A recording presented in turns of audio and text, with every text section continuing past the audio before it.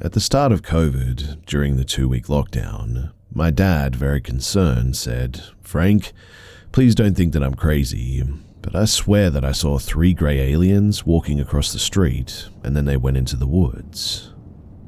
I asked him how tall. He said very skinny creatures, about 4 feet tall. 2 days later as well, and I'm not joking, a military person sky-dived into their community.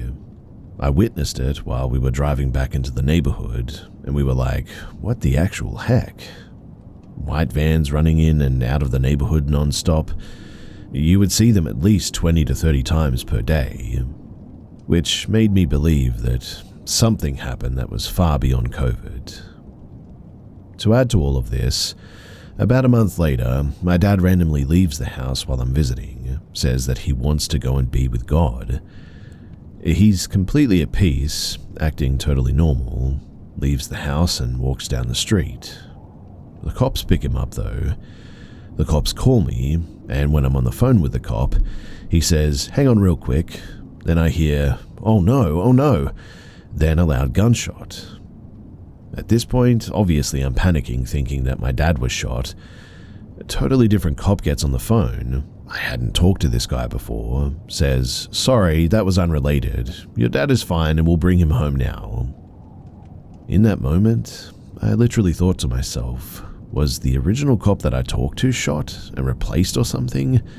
Did he see one of those greys and had to shoot it? He was in complete panic with his voice, but the next cop on the phone was completely fine, as if nothing had happened. Anyway, that was weird, and Dad comes home with them and instead says that he wants to go and check himself into a hotel for a few days. So they offer to drive him to the hotel. Dad turns off his phone, won't let anybody come and visit him, has no communication with us during this time, says that he just wants to be alone. Eventually he comes back home after the few days like nothing happened whatsoever, and to this day says, "I don't want to talk about what happened that night." And I'm like, "Yeah, but it was weird. Like, can you explain what happened and why you felt that way?" And he's just like, "No, I don't want to get into that." Personally, I think that he saw something, or something serious happened, and he's concerned that if he says something that he'll be labeled insane. But what do you guys think about this? I legit got scared thinking that they replaced my dad or something. The grey alien thing was super weird too, and it was really weird to hear a loud gunshot on the phone and then suddenly I'm speaking to a different cop. I remember when the cops came by the house to drop him off as well, and their demeanor was just incredibly weird. I dare say, almost like they were not human. They just didn't act right.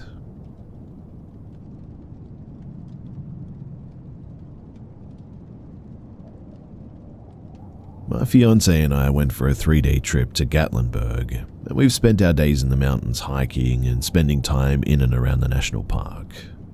Tonight, at around midnight, trying to get all the time in the mountains that we can, we decided to take an hour drive from our hotel room up the mountain to an overview or lookout type of spot right on top of said mountain to see if we can catch an awesome look at the stars because there's a lot of lights in Gatlinburg at night. Driving up there, neither of us noticed literally anything off, other than that the mountain and the winds are a little spooky at night. I'm from Florida, so it's just unfamiliar, I guess. But as soon as we got to where we were going and she and I got out of the car, I'm almost overwhelmed with just a vile, oppressive feeling outside with me. But not wanting to make the lady uncomfortable, I don't react too much just yet. The wind is absolutely roaring, and unfortunately, we couldn't see any stars due to cloud cover, so I tell her that I'm going to step to the side and pee, and then we can get back to the hotel room.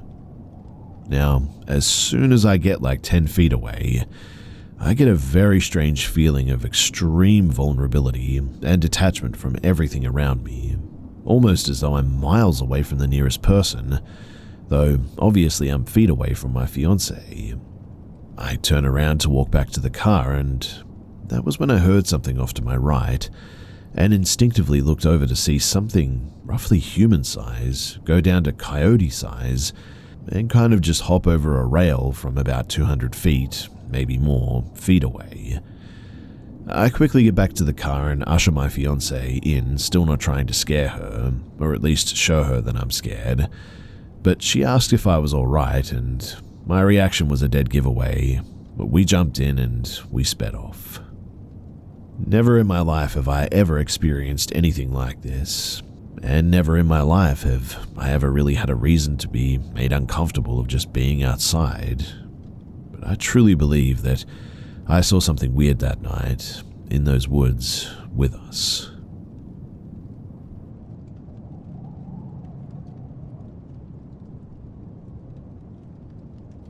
One evening, I was out in Lacey, WA, to pick up a handgun that I had recently purchased for protection. Contrary to the pickup status both online and sent to my mail, the store didn't have it in stock yet and told me to come back in another week. I lived about an hour from Lacey at the time, and when I had gotten there, evening rush hour was just beginning to become unbearable. I didn't want to drive all the way back home just yet, as it would add an additional hour to my already long commute anyway. Side note too is that the car that I was driving belonged to my dad, and I was borrowing it until I had enough money saved up for a new car after my beloved Honda had broken down the previous year. But I killed some time bumming around the store, and I purchased my firearm then decided to drive over to the nearest coffee shop. It was a newly built cabin-style cafe with a modern twist. The barista handed me my 16-ounce dirty chai, and I walked back out to my car. I then drove to a gas station around the corner, still trying to kill some time until traffic thinned out.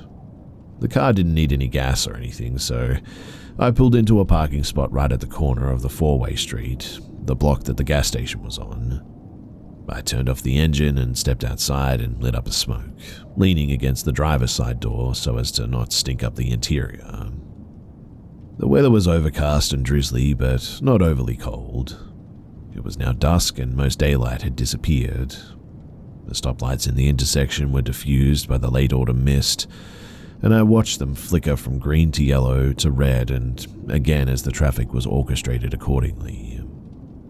Zoned out by the lights and being generally lost in thought while enjoying my coffee and smoke, I didn't notice the man walking toward me until he was already halfway across the street.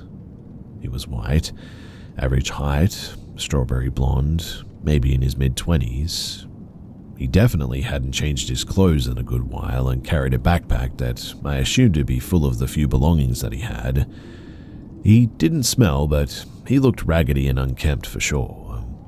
My immediate thought was that drugs were likely a part of his habitual lifestyle. I didn't want to jump to conclusions though, but I'm always cautious having grown up in the suburbs of Seattle. The man finished crossing the street, awkwardly limping toward my car, maintaining eye contact and a winced grin. I locked my car out of caution, but remained outside smoking casually. Normally, I'm not a social person, but I don't go out of my way to be unpleasant either.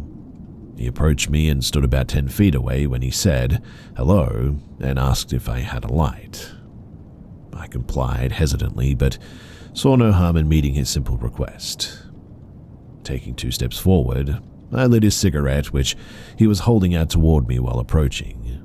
He attempted to make small talk, weaving in hints that he had just gotten off the bus and still needed to get down the road another block. Somewhere in this poorly crafted sob story, he stopped himself mid-sentence like a bad actor and pretended to be struck by an epiphany. "Hey, would you mind just dropping me off down the road? It's not very far." I apologized and said that I couldn't because it was my dad's car and not my own, and I didn't feel comfortable without my father's permission. I admit it was a stupid yet plausible excuse I came up with on the spot. Mr. Unkempt did not like my answer, and his smile immediately turned tense and flatlined. Clearly upset, he became more insistent. "But it's just down the road," he whined. "My leg is killing me, and it wouldn't even be far for you. I'll give you a cigarette." His persistence and sudden burst of hostility made my hair stand up. I firmly said, "No, I'm sorry, I can't help you. It's my dad's car and he has set the rules." With 10 years of hospitality under my belt, I immediately offered him alternate logical ideas of what he could do to get where he needed to be. I even mentioned maybe someone in the gas station that we're outside of, maybe they could help him out, or call him a ride or something. Each word that I said made him increasingly irate, and he began curling his fingers into fists, not in a threatening way, but like a toddler about to scream bloody murder for not getting their way. He seemed to pause and size me up in a fleeting moment. I'm small and I'm not at all intimidating physically, so I told him that I hope he makes it home safe, quickly unlocked my car, jumped in and locked myself inside. When looking up from locking the car door, I saw him speed walking back across the street from the direction that he originally came from. No limp, no awkward walk whatsoever, no distress or pain showing even slightly, just a normal speed walk of a physically well person, a rageful person. I knew then that I had dodged a bullet, and I felt pretty dumb for hanging around the city after dark alone like that. At that point, I didn't care about traffic anymore, so I turned over my engine and hightailed it home in what ended up being an hour and 45-minute drive. But this time, the traffic was 100% worth the inconvenience. So, if you haven't heard it enough already, be careful who you give your attention to, especially when you're alone like this. Stay aware always and err on the side of caution, even when strangers seem harmless at first.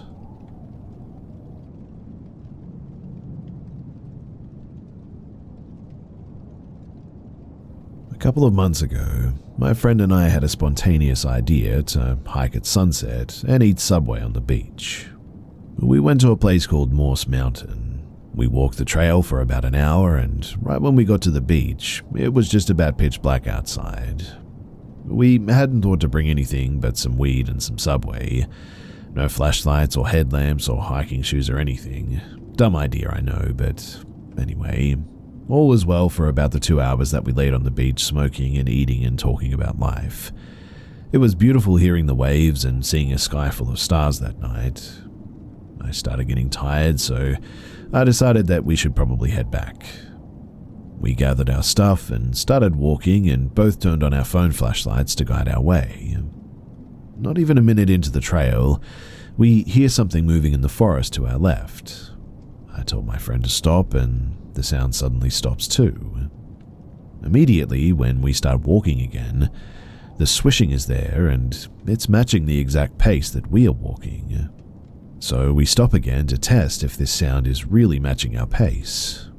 I was hoping that it was an animal just curious about who we were and would walk away, but the sound once again stops when we stop. My heart starts pounding because, well, there's no animal that I know of that is intelligent enough to match the exact pace and the exact steps that we are making. At least, not where we live. And my friend and I turned our flashlights to the left where the sound was coming from. And it was then that I make eye contact with something in the distance that was pale and had dead black eyes and looked like it was standing on its hind legs with terrible posture. My friend and I quickly turn our flashlight to point directly in front of us and say, "Please tell me that was an animal. Was it?" And my friend, in a very monotone voice, says, "No, we need to leave. Now, keep your eyes forward." For the rest of the hike, the trees and branches, they look like symbols, and some even look like nooses. I felt like the forest was telling us to leave, or at least communicating some danger to us or something. Maybe it was just my imagination in the heat of the moment. I'm not sure, but I could have swore that I saw things. After about an hour, we finally made it back to the car, and I asked my friend if they noticed anything about the trees, and they also described the symbols. My friend called their mum on the drive home, and she said, "I'm just happy that you weren't in the Appalachians." The next morning, my friend calls me and says, "We're idiots. We were in the Appalachians last night." I haven't been able to stop thinking about what we saw that night. I also want to add that my friend and we didn't smoke much and are both stoners, so we don't chalk it up to the weed or anything. In any case, if you have any ideas as to what I experienced that night, then I would genuinely love to hear it.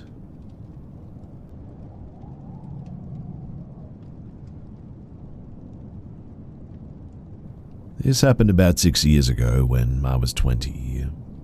So, I came home after sleeping at my boyfriend's place. It was like 8 a.m. Super early because my boyfriend started his shift that early, and my parents were already gone like an hour earlier on their holiday. So, I was alone at home and I knew it. I came home and I directly went to my bedroom to continue my night, but before climbing the stairs, there's 2 floors, I saw the kitchen door or window was wide open. I was surprised by this, but I just thought that maybe my parents accidentally left it open. You have to know that my father is super paranoid though, and really there was no way that he would have forgot to close it, especially the windows before leaving the house for like 2 weeks. Plus, I was sleeping at my boyfriend's place, so there was definitely nobody home and he would have known that.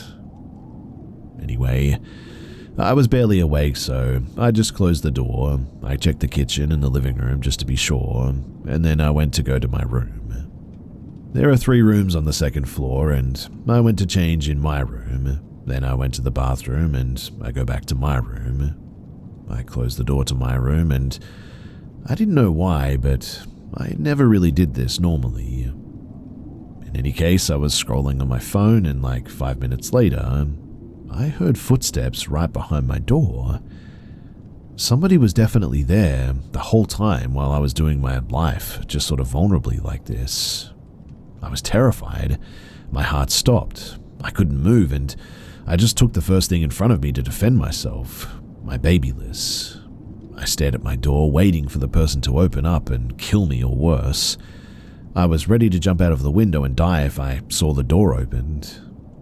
Minutes passed and I heard the person on the stairs. I don't know how long I stayed there, immobile, but eventually I called my boyfriend, and thankfully he came to the rescue. At first, I genuinely thought maybe I was going crazy because, I didn't see anything, and I couldn't believe that it really happened. But my boyfriend confirmed later that they had definitely forced the door or the windows in the kitchen open, so they were really there. They were silently waiting for me to sleep, I guess, so that they could get out of my house. I was home alone, feeling completely safe, but the whole time I wasn't. It was traumatic, and I could barely stay alone somewhere without freaking out to this day. I do live alone, and I'm constantly paranoid that someone is trying to break in. But the worst part is that they didn't take anything. My mum's MacBook and jewelry were there, my PS4 was there, my dad's gaming setup. Everything was so easy to take, but they didn't take a thing. I can't stop thinking that they were here for, another reason. You also have to know that at that time I was very active on Snapchat. I used to post every day, and I used to tell and put my story up every day as well. So, the 5K of unknown followers that I had on social media, they knew everything about me at this time, and I personally think that it must have been related. Since then, I have stopped my activities on Snapchat, and thankfully, nothing else has happened.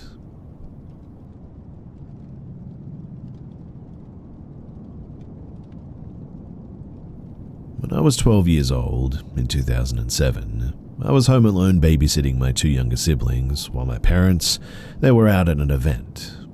It was summertime, so it stayed light out for a while into the evening. Just as it was starting to get dark though, I went into the kitchen to make a bowl of popcorn to watch a movie with my brother and sister. When I looked out the kitchen window, I saw that there was a car parked hiding in the tree line of our yard. For context, we lived in a fairly rural place, and we rarely had people out our direction unless they lived down our gravel road, and we knew our neighbor's car, so this was a junky beater, and the license plates had been taped over as well. It was definitely not one of our neighbors. I was a kid who was pretty aware of my surroundings at the time, and I decided to step back from the big kitchen window and go into the dark entryway hall to get a better look. There was just a single man sitting in it, staring directly at the house with the lights off. Immediately upon noticing that, I locked the front and the back door. I told my little brother and sister calmly to play in their room and not to come out until I came and got them for the movie night. I then went back to the kitchen to get the phone to call my mother, but she didn't answer. I watched him through the curtains sit in the dark tree line and stare at the house for what felt like ages. Finally, somebody else drove down the road and their headlights reflected off the car. He started the engine, drove out of the trees, and seemed to book it down the gravel. I was still pretty nervous and tried calling my mother again, but again there was no answer. For the rest of the time, I just played with my siblings in their room with the door shut and the curtains pulled until my parents came home later that night. When I tried telling my parents what had happened, they were convinced that I was making it up and that I was just being a dramatic kid. But I swore up and down that I saw this car with blacked out plates in the tree line, and they just weren't interested at all. I know that I saw it, but really I'm the only one who did. Maybe it was just a random guy who didn't know that there were 3 young kids home alone hiding for some other reason, but still, I'm really glad that I locked all the doors that evening because, honestly, who knows what could have happened.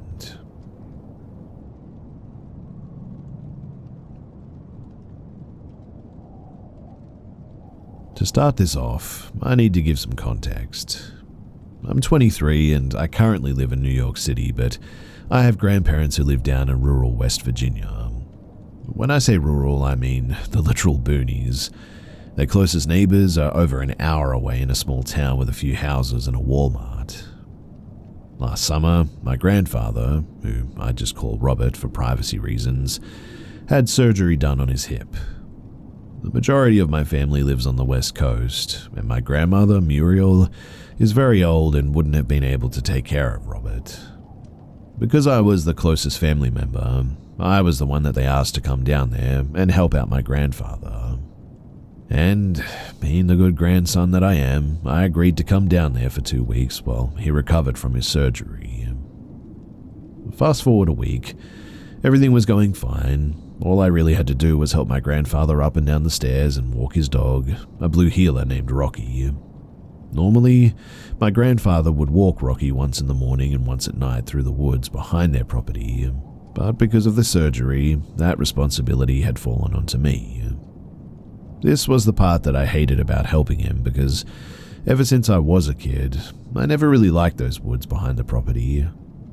Whenever I'd go down there as a kid, me and my cousins would always get creeped out going into that forest. It always just felt off for some reason, but anyways, for the first week, walking Rocky in the forest at night was fine, even if it was a bit creepy. That was until one night, a week into my stay, I was walking him through the forest. It was around 8:30 and the sun was setting over the Appalachian mountains. Everything was going normal, until I heard a strange whistle that sounded like it was only around 20 yards away.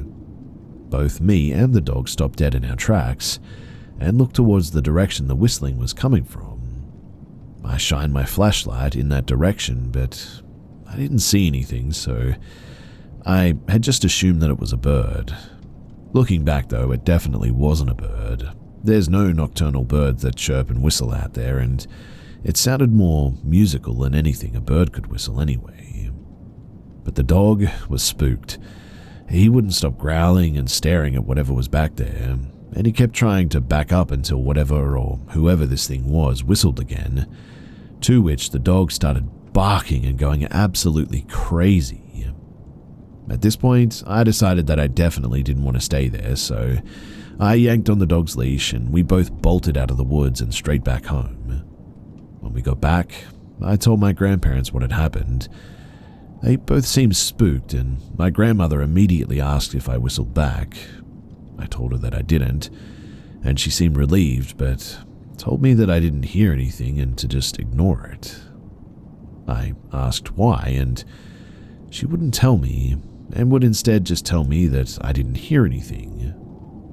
I decided not to press it any further, and I just went to bed, terrified and wondering what she seemed to be so freaked out about. Now, the next morning, she told me that instead of walking Rocky through the woods, I could just take him on laps around the house, and so that's what I started doing. Every night, I would take Rocky for around 50 laps around the house before going back inside. On Friday, the third to last day that I would stay there, at night I was taking the dog for laps as usual, until I heard that same creepy whistle behind the attached garage this time, which was only around 10 yards from the house. This time, I immediately took the dog back inside and locked the doors. The rest of the night, I put my earbuds in and I ignored any more whistling like my grandmother told me to. To this day, I really still don't know what the whistling in the woods was all about. Some of my friends said that it was a skinwalker, but that's a Navajo thing, and there's almost no Navajo in West Virginia. My girlfriend, who stayed back in New York City, asked her Muslim parents, who are from Yemen, and they said that whistling at night is a sign that a jinn is nearby. I don't know about any of that, and I don't know what it was, but whatever it was, it had my grandparents legitimately scared. I've heard of weird stuff happening in Appalachia, but this really is the first time that I've ever had a first-hand experience with it. So, that's why I'm here. Do any of you guys have any idea as to what this could have been?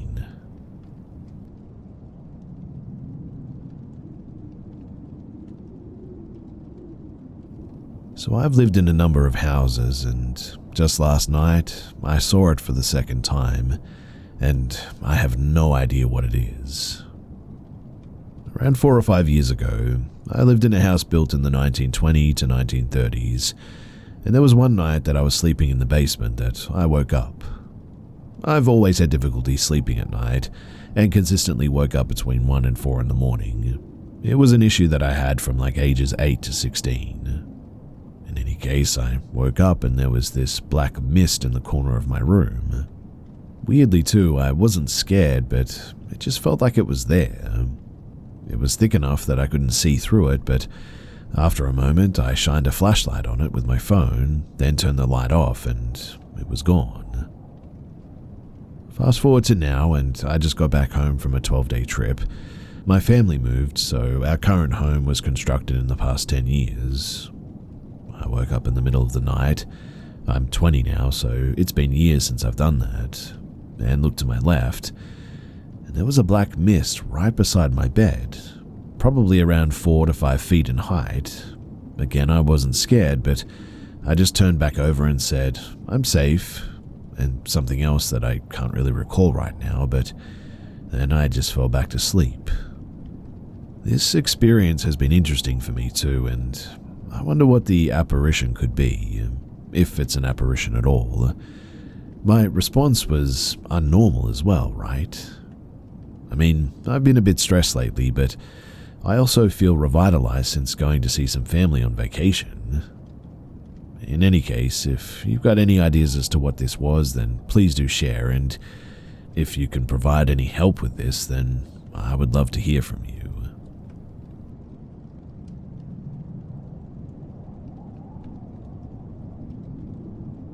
When we were kids, my brother and I slept in the same room in a bunk bed. I was always a heavy guy, so I'd sleep on the bottom and he slept up top.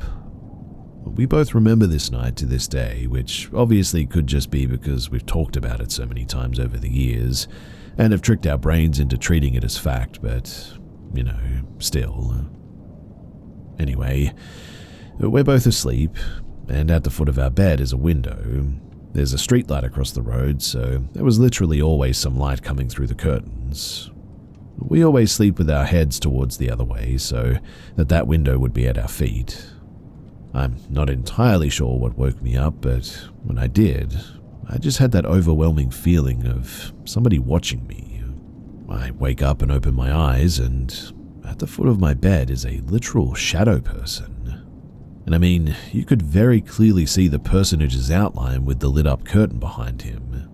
like absolutely pitch black against a white lit up cloth curtain. He was definitely wearing a hat, but like just a hat, like a baseball sort of trucker shaped hat. He was also two-hand holding what looked like a firefighter's woodcutting axe. It was pretty long, I recall, but I just kind of sat there for a good minute, completely frozen in fear. He didn't move at all that I can remember, but after a minute or two, in the deepest and most gruff voice that I've ever heard, he just says, "One day." At that, I flipped and hid under the covers because, as a child, I couldn't think of anything else that I could do. After another minute passed, I just hear my brother's shivering voice say, "John, did you see that too?"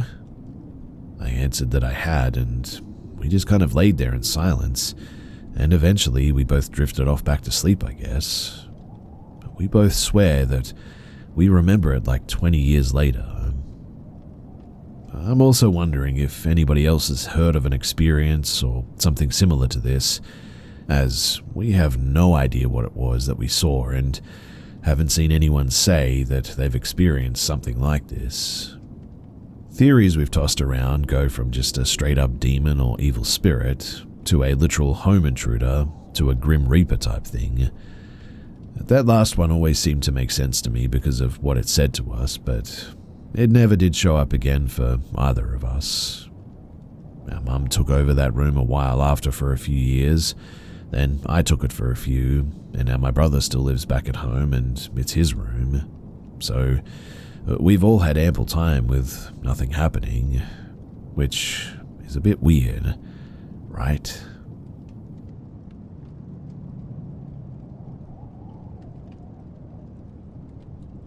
So when I was in kindergarten or first grade, about 22 to 23 years ago, I saw an apparition that seems, well, very cliche. An old woman in a white dress, no lips with snarling teeth, black eyes, floating and no visible feet. At first, I heard this woman's footsteps coming down the hallway on the hardwood floor. Then I saw her come to the end of the hallway, my room on the right, my mum's on the left. This woman stopped at the end of the hallway and slowly looked back and forth between the rooms, her head oscillating like a fan, slow but consistent. She then turned around and walked away slowly, footsteps fading into nothing. At this time, I shared a room with my brother, 4 years older than me, who was also awake and saw the woman too. I called his name quietly and he said, "Shut up, I see her too, put your blanket over your head." I've asked him multiple times throughout our lives about this happening and he has zero recollection of it. So I assumed in the end that it was just an extremely vivid dream that was stuck with me for my whole life. I never brought this story up with anybody else, well, until recently. You see, my mother and I were talking about some paranormal experiences that we'd had throughout our lives. I said something about the Carmel house, but never went into detail, and she proceeded to explain to me the exact same woman that I saw wearing a white dress at the end of the hallway, looking back and forth between our rooms. Honestly, I felt sick. This apparition was no longer a vivid dream. I mean, that actually happened. She was real. She was there and she was looking at me. But how many times did she actually do that while I was asleep and I never saw her? I have a lot of questions that really I don't have answers to, but I will say that without a question, I am a believer now.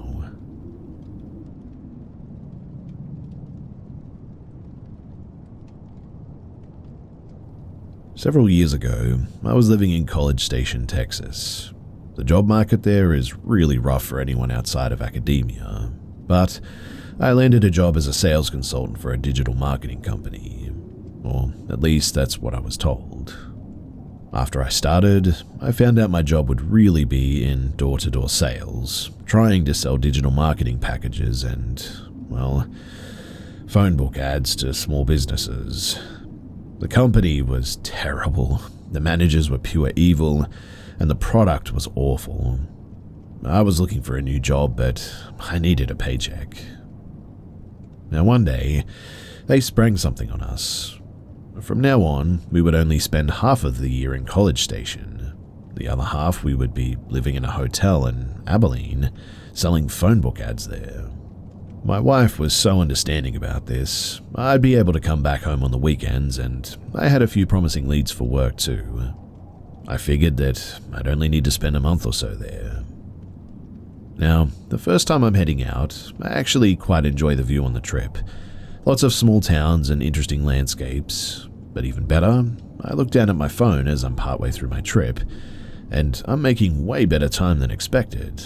Like way better, an hour ahead of schedule. In fact, I was certain that I had checked my phone before, and that hadn't been the case. But the clock on the dash confirmed it. And that was when I was just pulling through a town called Rising Star.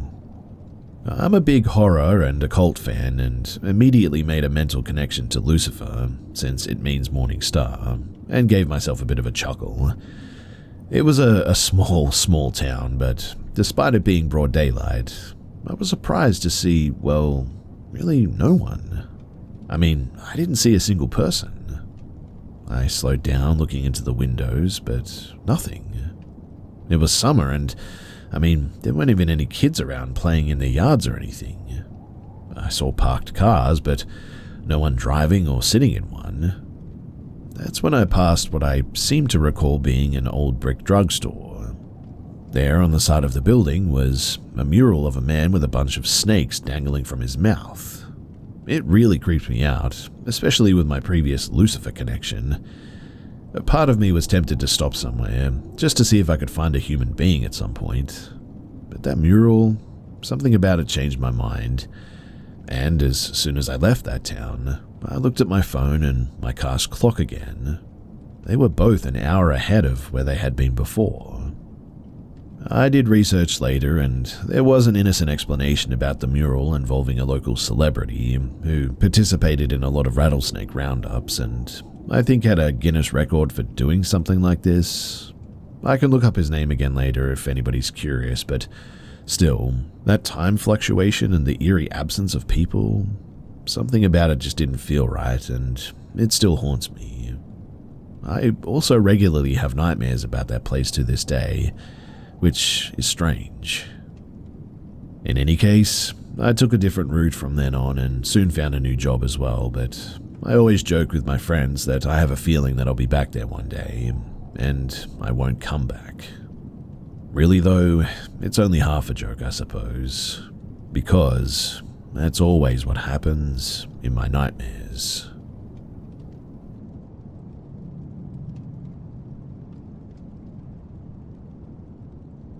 When I was 19, about 20-ish years ago now, I was renting a flat and lived alone. On the first night there, I was laying in bed trying to sleep when all of a sudden I heard loud footsteps running up my hallway and stopping just outside of my bedroom door. Instantly I sat up, expecting the door to swing open, but then there was silence and nothing else happened as I sat there. A few nights later, I was trying to sleep and then I could hear someone breathing. It sounded like they were standing to the side of the bed near my head, but I couldn't see anyone there. After that, every few nights, I would hear the breathing right behind me as well, regardless of what room I was in, at various times during the day, but mostly at night. What really freaked me out though and confirmed things was that one time I had a friend staying over. We were watching TV in the living room and the breathing started. He looked at me and goes, "Is that you breathing?" And the only thing that I could think to answer was, "No, that just happens sometimes." I only stayed there until my 6-month lease ran out because I was way too freaked out and tried to sleep at friends' houses as much as I could. The day that I was moving out, I noticed footprints on the ceiling of all places. The ceiling was also way too high up for anyone to be able to put their bare feet on it. It was a freaky place to live, and I was glad to leave it behind.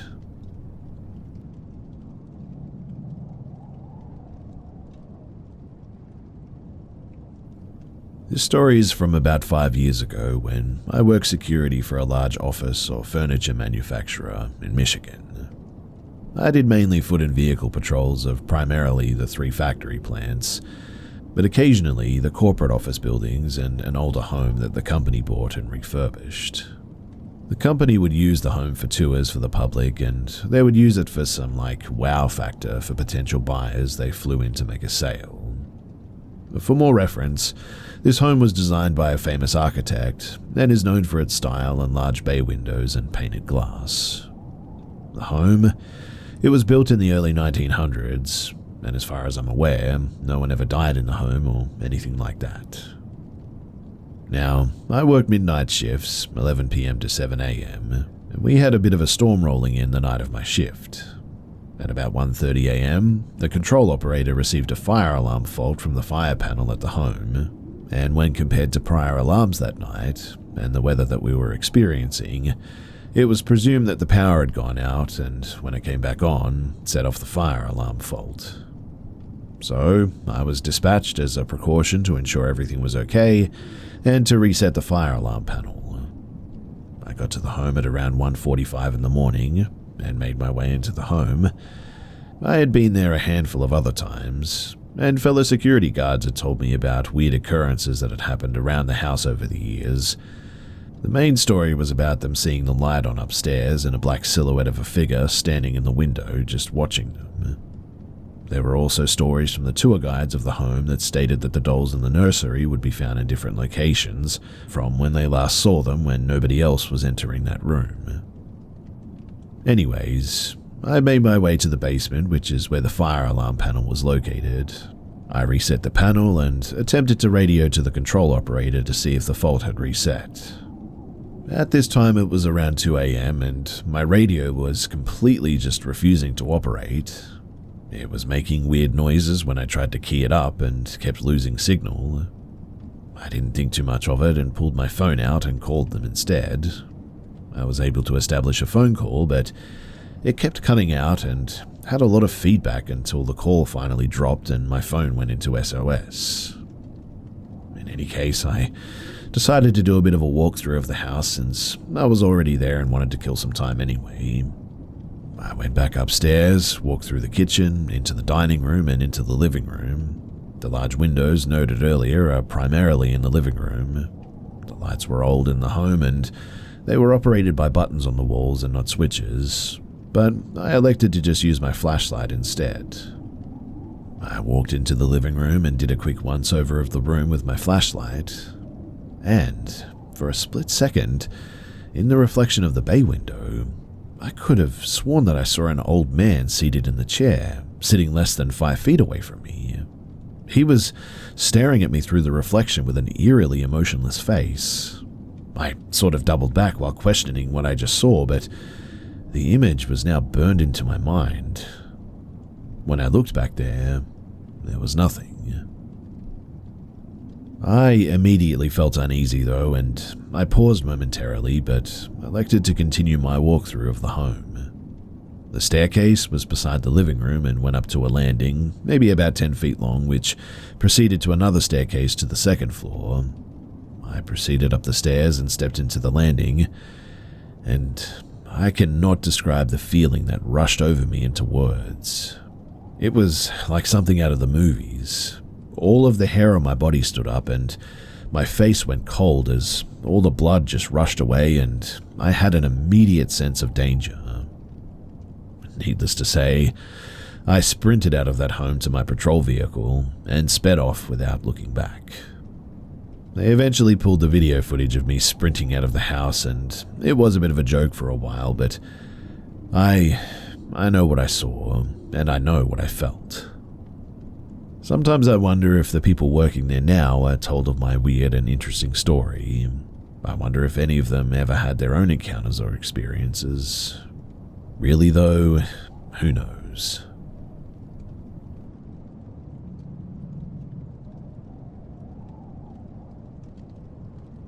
I personally really don't have much experience with the supernatural.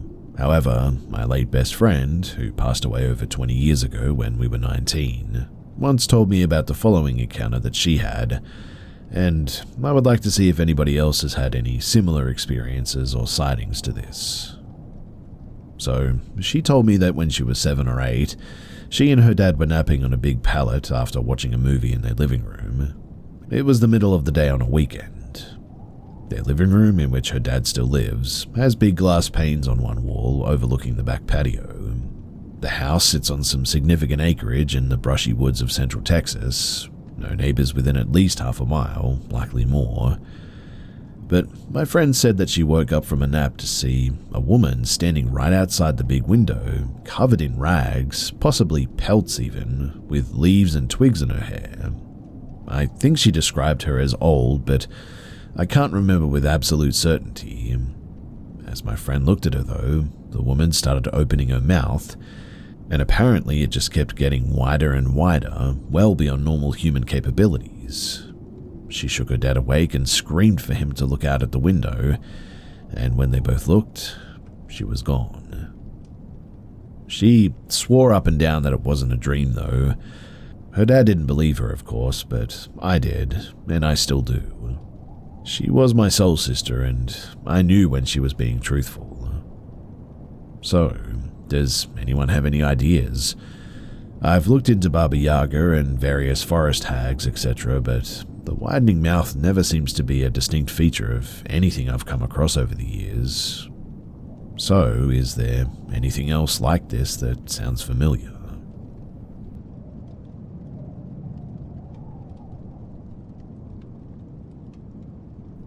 I cannot pinpoint exactly when I first began to experience this. Best that I can remember is I was around the age of 10 to 11, although it's possible the occurrences began a little earlier than this. However, I vividly remember being scared of my bedroom window once it got dark outside because of what I regularly saw. On numerous occasions, I would see the same face in the bottom left-hand corner on the outside of the window, just looking in at me. For context, my bedroom at the time was on the second floor of the house, so no possibility this was just somebody walking by the window, unless they were like over 15 feet tall, that is.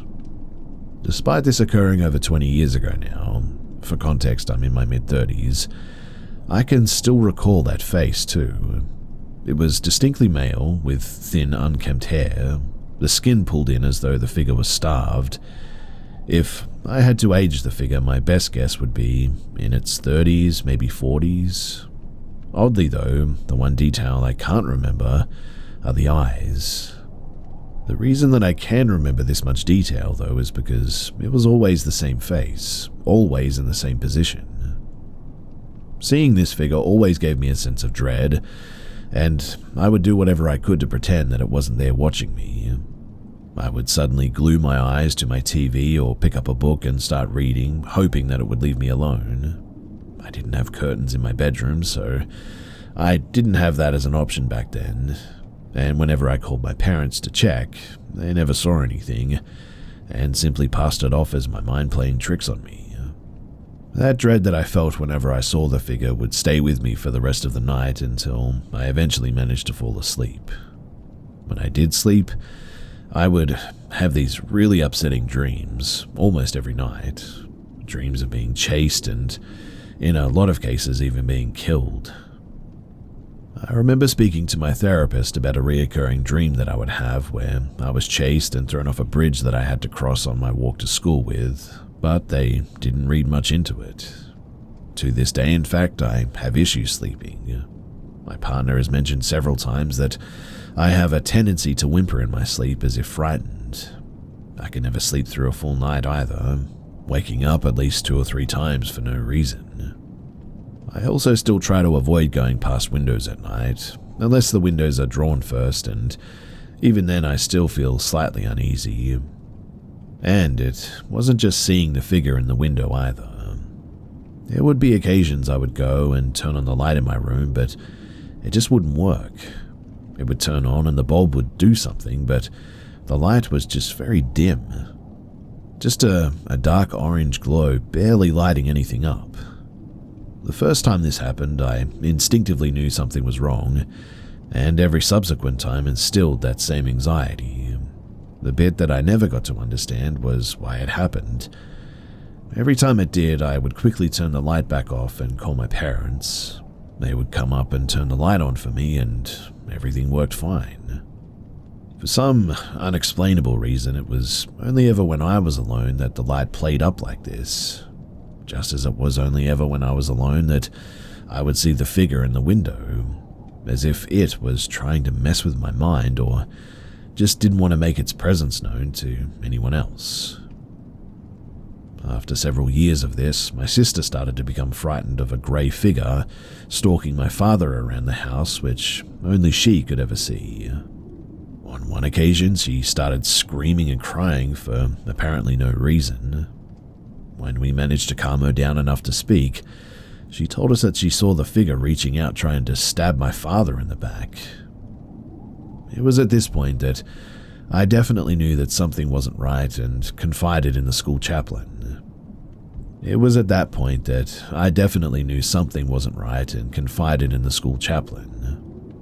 We weren't a religious family in any sense, but I attended a Catholic high school, and at this point, I didn't really know who else to turn to. The school chaplain came over to the house and blessed the premises. Whilst it wasn't a full exorcism or anything, he made sure to bless every room, anointing the doorways with holy water.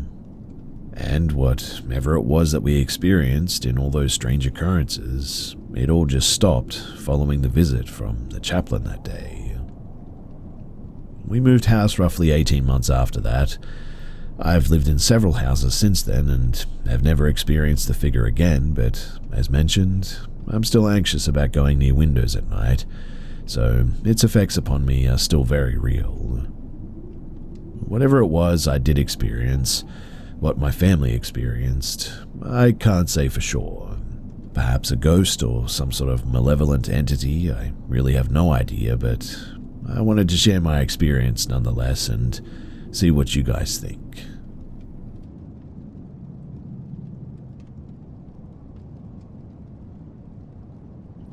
"25+ years ago, I was friends with a married couple that lived in a raised ranch on the mountain in a modestly populated area. Their door was always open, and I was a frequent visitor. Since the first time that I was at that house, I always felt uneasy, like there was some type of a presence there quietly observing. Quick backstory too is that the land the house was built on was Native American territory back in the day, and I later came to learn and experience many phenomena, but I'll focus on this one story. So, I was to meet my friends at the house for an evening out. But they were both working and probably not home yet, but I decided to wait for them there. I drove there and took the corner on their street. Pitch black, not unusual, no street lights. As I near the house, I notice all the lights are on, inside, outside, post light, and I think that they must be home. Chills run through me though, and I decide to pull into the driveway because neither of their cars are there. I sat in the driveway for a minute, looking around, listening, with a heavy type of feeling coming over me, yet decided to turn my car off and go in anyway. I get to the front door, gently turn the knob, and slowly open their door. Peeking inside, I see nothing and hear nothing, but all of the lights are still on. I hesitated to go any further. I call out, "Hello," still standing in the doorway, looking up the stairs, and in one moment, all the lights suddenly went out, including the ones outside. I immediately froze in fear. Total darkness and total silence. My arm felt heavy shutting the door and attempting to get back to my car while guided by moonlight. It was weird because it was as if weights were on my ankles and I struggled to make it inside of my car. My hands were shaking so bad that I barely was able to get the key in the ignition. I felt tightness in my chest and I was shaking and I couldn't breathe. Just a total feeling of hopeless dread engulfed me. I parked on the road by the mailbox, sat there staring at the house in darkness trying to compose myself for I don't even know how long. Eventually though, the wife pulled up and I put the window down. "You could have gone in, you know," she says before looking at my face and asking what was wrong. I just pointed at her house. She parked in the driveway and She walked back to my car while her husband was pulling in. He comes down and asks why we're outside, and I told them that I'll wait here while they get ready. The wife then asks, though, something happened, didn't it? I nodded yes to this, still shaking. The wife looked at the husband and says, it's starting up again. I was close friends with them for many years, even staying there temporarily, and their house, let's just say that it had quite the history.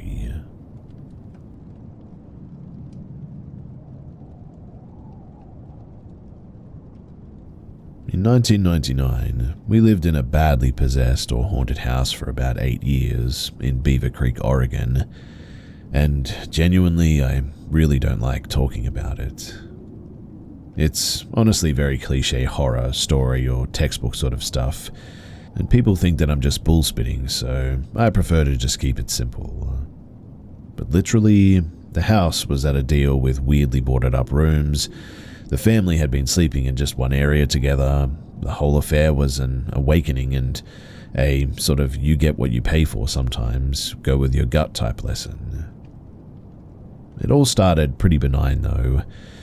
We immediately took down all the boards to open the rooms and couldn't figure out their purposes. The rooms were bare but fine.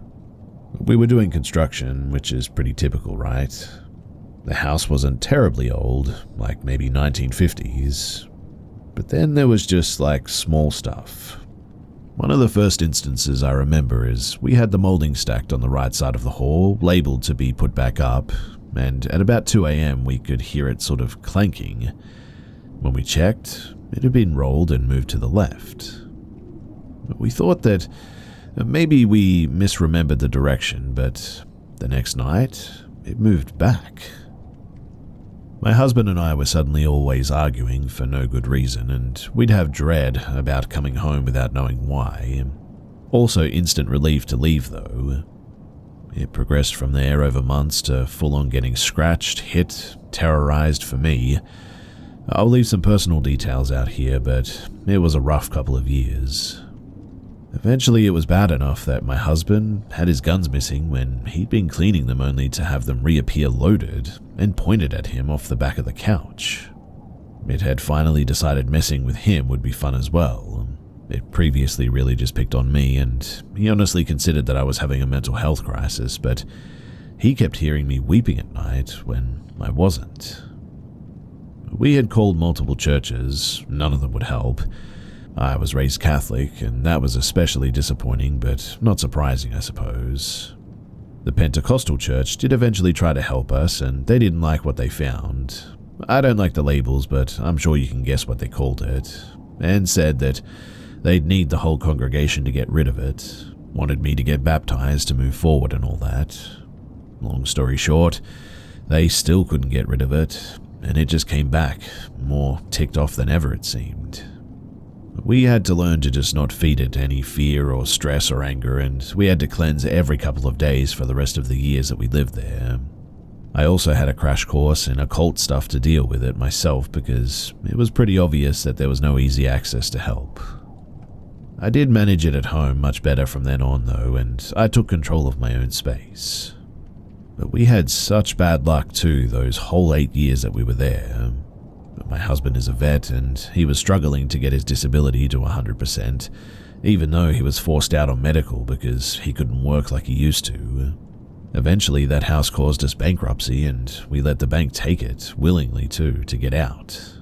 I just couldn't bring myself to sell it to someone after, well, all of that. When we moved, I was really afraid too that it was going to follow us. My husband went back up one last time to grab some furniture and stuff that we'd left. The power had been turned off with the electric company the week before, and when he came in, all the lights were on, the AC was blowing, water was running in the faucet. He just backed out and called me. "You mind if we just leave the rest?" is what he said. I didn't make him go back in, so in the end we left a sofa set and a bunch of other stuff behind. I swear though that the first night in the new house, I saw what some would call an angel. I'm not a Christian, so I'd just say light, and felt such peace and relief. a strong knowing that it was done and we wouldn't be followed.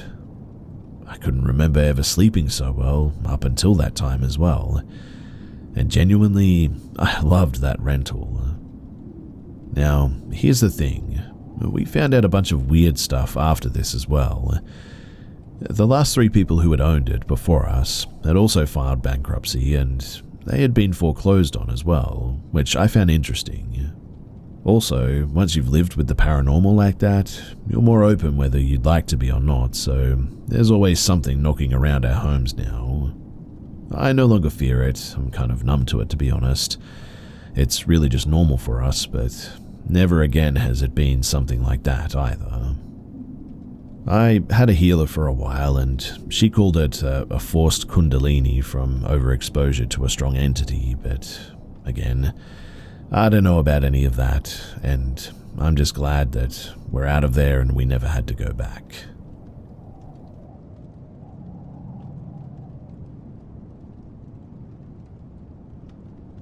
When I was 13 or 14, I had a nightmare that woke me up.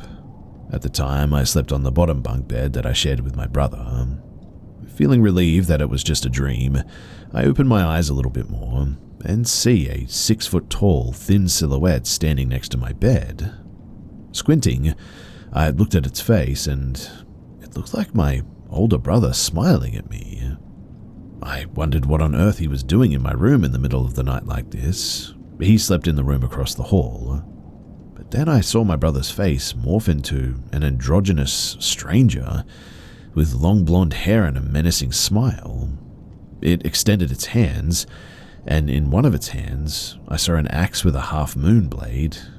The figure began to raise the axe above its head, both hands on the hilt, ready to strike, and it jumped toward me at a speed probably half the speed of what you'd expect.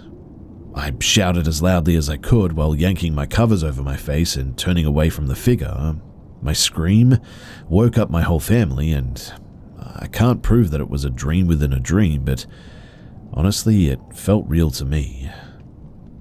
I also experienced strange phenomena in that room, like an RC car turning its wheels randomly in the quiet hours of the early morning. Its only controller, though, was resting on my dresser, empty of batteries. My question for all of you guys, though, is, was this a mimic? And do mimics scare young kids like this? I mean, I don't think it was sleep paralysis because I was awake and moving. I don't think it was a dream because I felt like I was awake. So, what could this be, and what other being could this have been?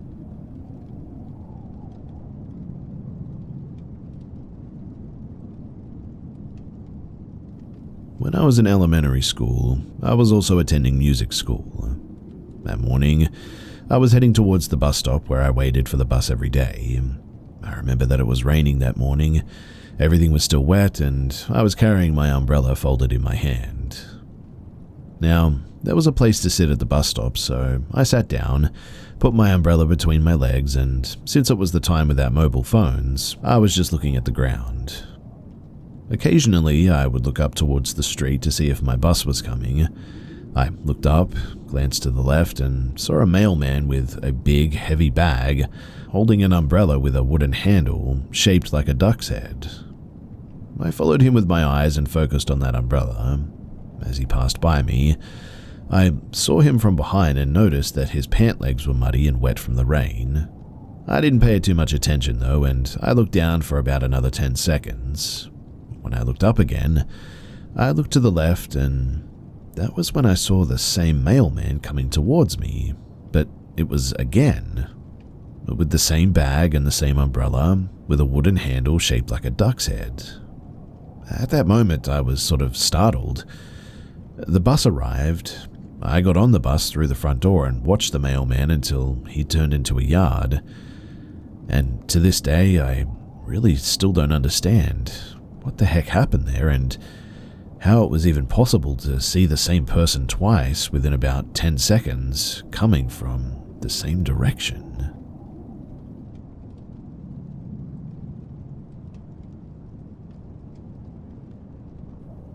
Before I begin, I should probably establish some background. This happened during my senior year of high school, so about 6 or so years ago. I've always struggled and suffered with sleeping issues, insomnia, nightmares, lucid dreams, and even some sleep paralysis. These things run throughout my family quite frequently, in fact. Now, due to my negative association with my own bed, and by extension my bedroom as a whole, I would often sleep on a spare mattress in the middle of the living room. This night was no different, until I would feel myself slowly slipping into consciousness, but only due to an unusual feeling. That being my limp body being gently and slowly lifted up towards the ceiling. I distinctly recall the feeling of my long hair dangling below me too. As I floated there above my bed, I would feel this overwhelming sense of danger, doom, and plain evilness. My heart was beating intensely and my mind was racing, but I couldn't move. I tried to scream and talk, but I couldn't get anything out. It felt like an eternity until some noise from the apartment would force whatever was going on to finally release me. I would feel myself hit my mattress before pouncing up petrified. The time was 3-something in the morning, and it took me a couple of hours just to calm down. I didn't sleep that night, and for a week after that, I slept with the lights on too. What do you guys think actually happened though? Personally, I don't think it was something normal like sleep paralysis or whatever. I mean, I hit the mattress quite hard, and I remember even seeing some things moved around that just didn't make sense unless I actually fell from that height.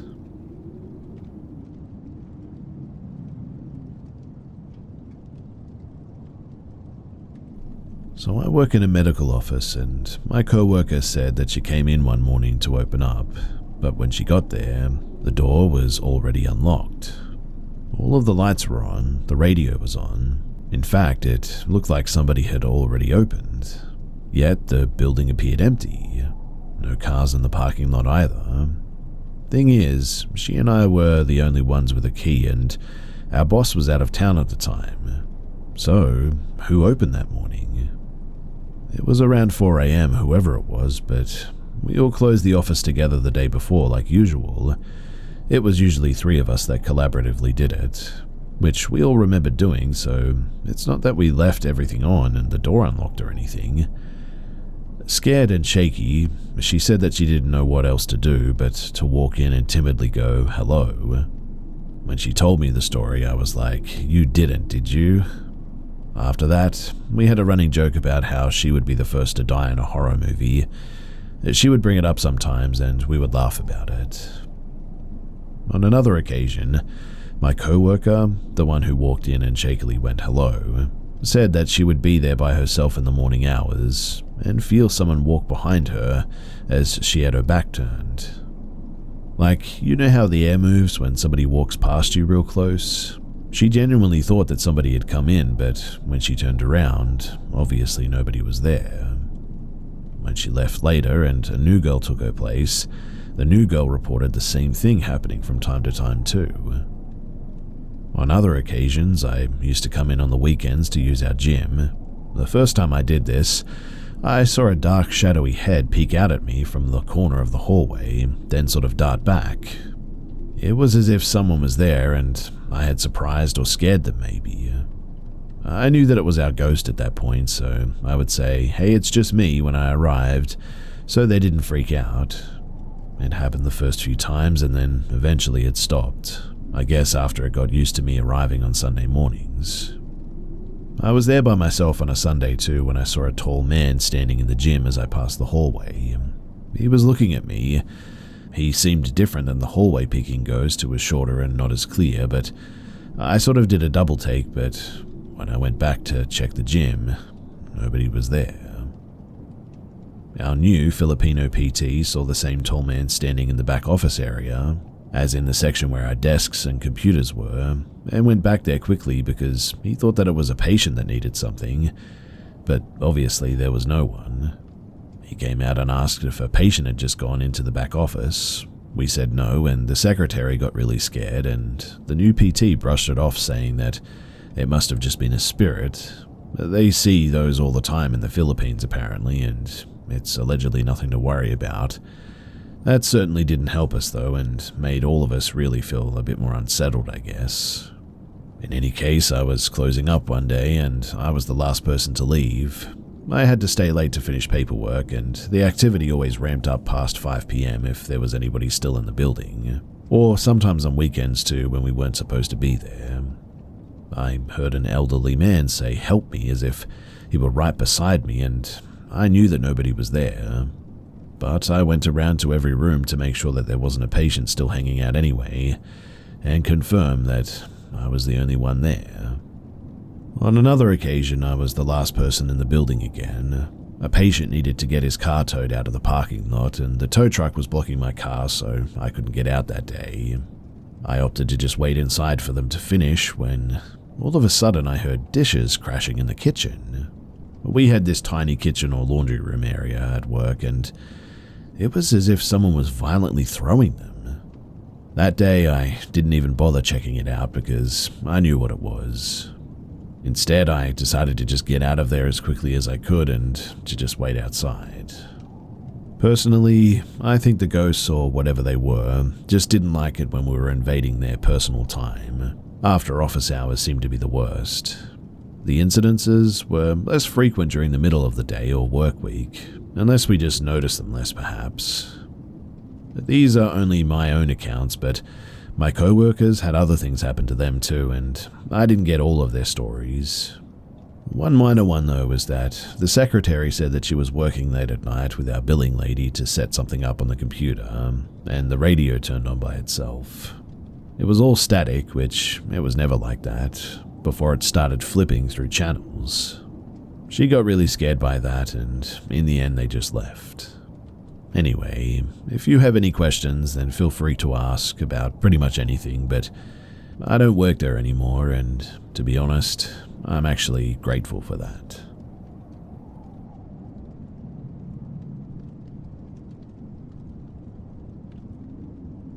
Not long ago, my mum and I were talking about ghosts and scary stuff, since the house she has now is also haunted, and she told me a very frightening story. So that day, she needed to do the laundry. For that, you needed to go downstairs in the basement.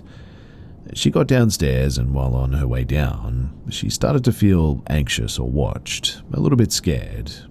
You know that weird sort of bad feeling that tells yourself that you should not stay there? That's what she had.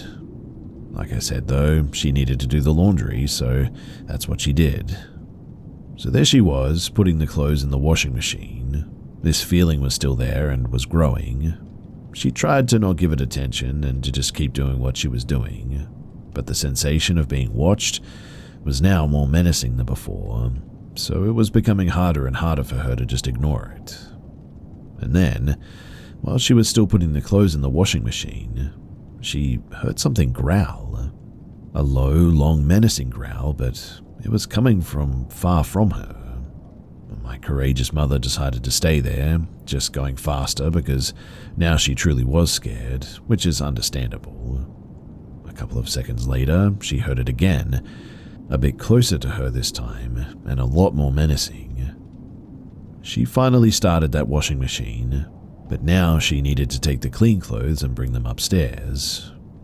While she was taking them to transfer them into a basket, she heard it again, and it was closer. So close that she felt its breath this time caressing her neck. In panic, she finally decided to just get upstairs, getting out of the basement. Not even after she got like the third step though, she felt something grabbing her foot. Not exactly, but you know what I mean perhaps. She almost fell at the hold, and again she heard this growl. Luckily she didn't fall, so she kept going faster and scared now.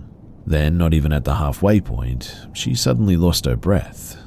She described it like someone was strangling her, just without the feeling of hands around her neck. She also says that she felt like a hold on her, making it harder for her to get up the stairs. It was like somebody was pushing her, forcing her to get back into the basement. She fell at that all of a sudden, and without any air, she literally needed to crawl up the stairs. Plus, she was pregnant at the time, so just imagine how much harder it was to crawl and get out of this situation. She finally reached the door though, and she said that as soon as she passed that door and closed it, her breath came back immediately and she was no longer feeling this weird feeling and this sensation of being watched.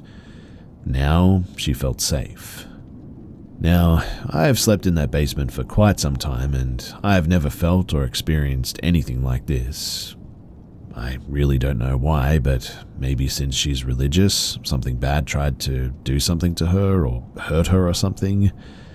If somebody has an explanation or questions, then it would be great to read it and to reach out, and I would be glad to try and answer what I can. I can also ask her for some more stories if you'd like, as she's experienced a lot of paranormal stuff. Maybe not as scary as that one, but they are for sure still pretty creepy. Anyway, thanks for listening and, well, wish me luck in this basement.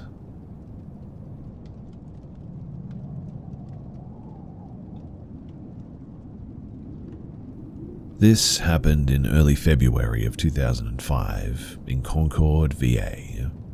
I wasn't a true believer until, well, I saw what I saw.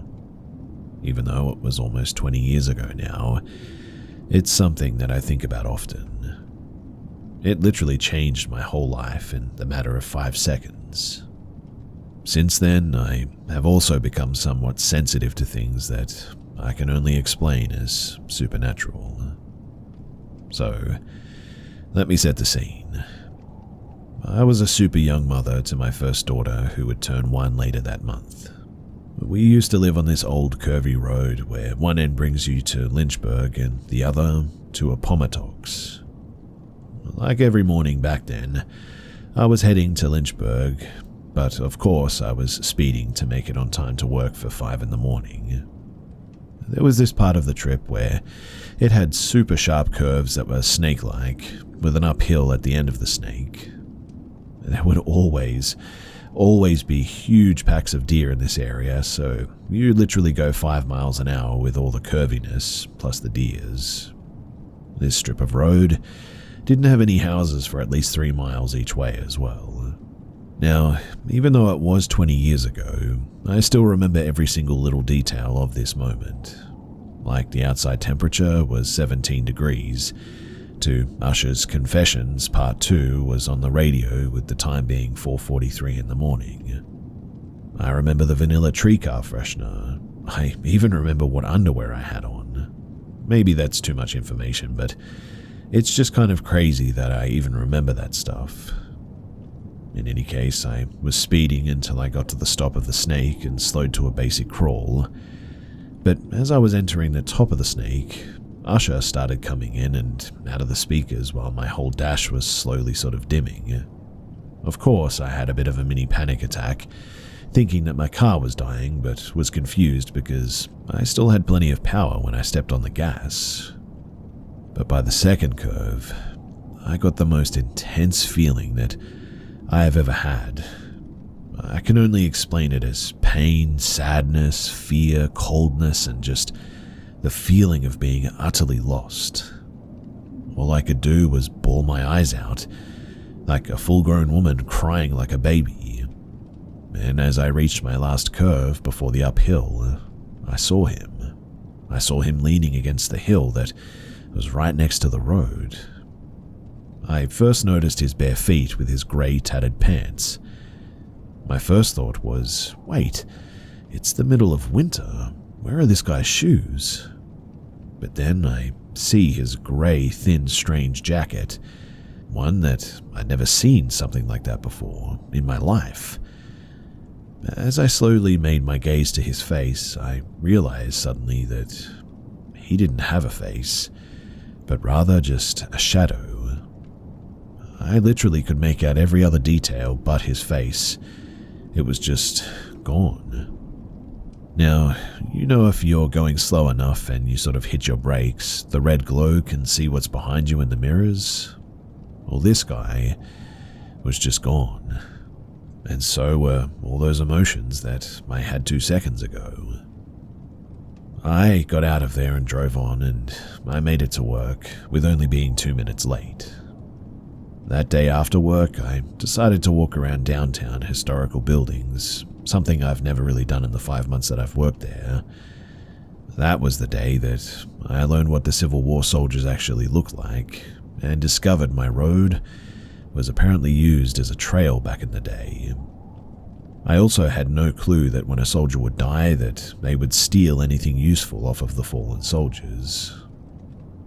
Now, I know what I saw that day, and I can't tell who or what side that soldier came from because even though I thought that I'd seen the color gray, it was really just a ghost, and I mean, do they even really have colors?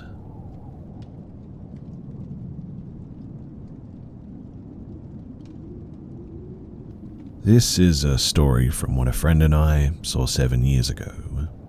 It was the week of my birthday, November 2nd, 2017, and as I shared a birth date with one of my gamer friends, we decided to have a weekend birthday party that would take place from the 3rd to the 5th. One of my friends had to go to work that Friday and work for a couple of hours before he could come back, but he didn't arrive. I offered to drive him there and back as he was a very good friend, and I didn't want him to miss the first night of TTRPGing. Also, since I had reached an age where I wasn't drinking as much as I did in my early 20s, it felt like a good time to get together. He worked as a floor cleaner in a chain store in our home state of Michigan that was 20 miles away from my house, so I was fine with just waiting in my car with my book. Now, I work in the criminal justice field and am trained to observe and retain details about notable events. I'm still able to recall critical events from 12 years ago with great detail. Also, my friend was present and confirmed everything that I saw.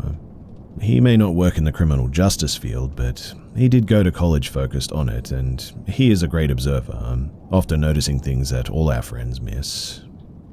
Anyway, it was 2 in the morning when we drove to this job. Being the gamers and the sci-fi fantasy fans that we are, our conversations were filled with our geekiness the whole way up. Driving north along this Michigan highway, we didn't see anything other than some white-tailed deer movement, which in the rural area of Michigan is not out of the ordinary, and it seemed to be another fall night with a relatively open sky as well. My friend went into work while I read my book with nothing abnormal happening while I sat there. He came out a couple of hours later and we set off back to my place. We had been driving and talking further about various geeky topics until we began driving up this hill. We just seemed to have an awkward silence between us in the middle of our conversation, and I specifically remember thinking something was just off as we reached the crest of the hill. At the crest of the hill is a house on the passenger side of the road, with a mailbox and a guardrail which leads from the base of the hill up to the driveway because there's a crazy sort of ditch on the other side of the rail. As we're about 50 yards from the driveway, I saw it, standing there by the side of the road. I could see the brown legs, torso, and antlers. I specifically remember thinking that the deer looked absolutely huge, and in the back of my mind, thinking that I should find out who owned the property near there that would let me go hunting near the area. But as we reached the crest of the hill, I realized that this was not a white-tailed deer. This thing was standing on 2 legs with what would have been its front legs hanging at its sides, as a human would have their arms. The head was also wrong, as it just didn't seem to have a snout, and its face was covered by hide with its green glowing eyes facing toward us. Its antlers were sitting at the top of a sort of human-shaped skull almost, which is not where they sit on a deer's head. This thing, though, was absolutely massive, standing between 6.5 and 7 feet tall, and very broad, which I'm gauging off of the scale against my car as I drove by it in comparison to my size. I drove a 2008 Chevy Impala, and I'm 6 foot tall. My abdominals were aligned with the window when I was standing outside, and when we were right next to this thing, I saw its legs at knee level. I managed to keep driving onward without any issue, and my friend and I continued in silence for, well, nearly a mile when he finally turned to me and said, "Did you just..." He asked before I cut him off, saying, "Yeah." And as he brought it up, I felt a knot forming in my stomach. He continued, that could be a... I cut him off again and said, I really don't want to talk about it, okay? We stopped talking about it and continued for the next 10 miles in silence till we reached my house. We went to bed, even though some of our friends were still up, but I didn't sleep well the rest of the night. It should be said that I grew up in this 4-county area, and I've been traveling these roads at all hours of the day and night my entire life, especially the one that we had taken, which I traveled at least twice a week at roughly the same time frame. I have extensive experience with Michigan wildlife, and have acted as the nighttime deer spotter for my family since I was old enough to see over the dash. I've hunted since I was 10 years old, and have killed many deer, and as is common in my area, I have been the victim of a car deer accident more than once in my life. If anyone thinks it was a person doing a prank, you could factor that percentage down to pretty much 0. It's near the end of bow hunting season at that time, and no one outside of the towns and cities would dare dress as a deer, much less by a road. I also discussed this with my friend before sharing this, and our descriptions of the events matched. We don't talk about this much, and we really don't see each other often at all anymore. Also, I was used to staying up till dawn, so it wasn't me being tired or anything. Weirdly though, why did it seem we had entered a sort of trance like that? I've seen blood spurting out of someone's open neck, and I've not missed a beat as I applied pressure waiting for an ambulance, so why did this bother me so much? What was it? A Wendigo, a skinwalker, a not deer, or something else? The questions still haunt me, along with the anxiety that I feel every time I walk into the woods. I haven't seen anything like this since then, and really, I hope that I never do.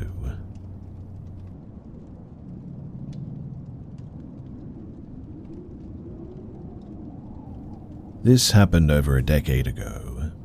My ex and I decided to hitchhike across California because we were bored and homeless, and really we had nothing better to do.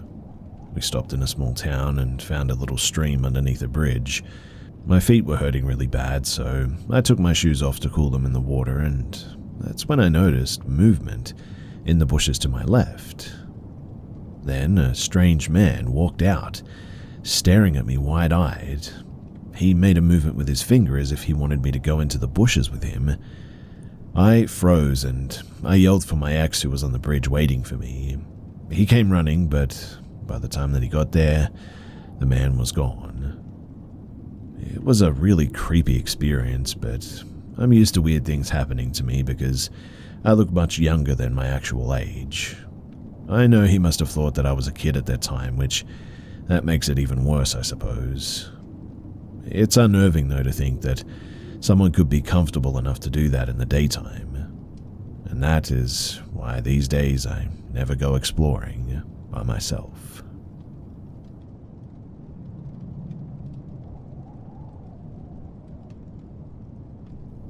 I am a respiratory therapist that works at a local hospital. I was on my way to work, about less than a mile away from my occupation, when the car in front of me quickly merged into one of the emergency lanes, as if something sudden had just happened. Then he just sat there. No hazards going off, nothing to indicate that he'd planned on moving. I still had 20 minutes before I had to be at work. Assuming this individual may be in distress or have car problems, I decided to be a good Samaritan. I parked on the shoulder of the road and turned on my hazards. We exchanged eye contact, and I gestured a wave, rolled down my window and asked, "Are you okay?" He seemed to have either not heard me or ignored me, but he did seem to realize that I wanted to help him. He gets out of his car at this point. Keep in mind we're on an extremely busy road. I'm also in my work scrubs, which tends to help people relax knowing that they are with a healthcare professional. However, this was different.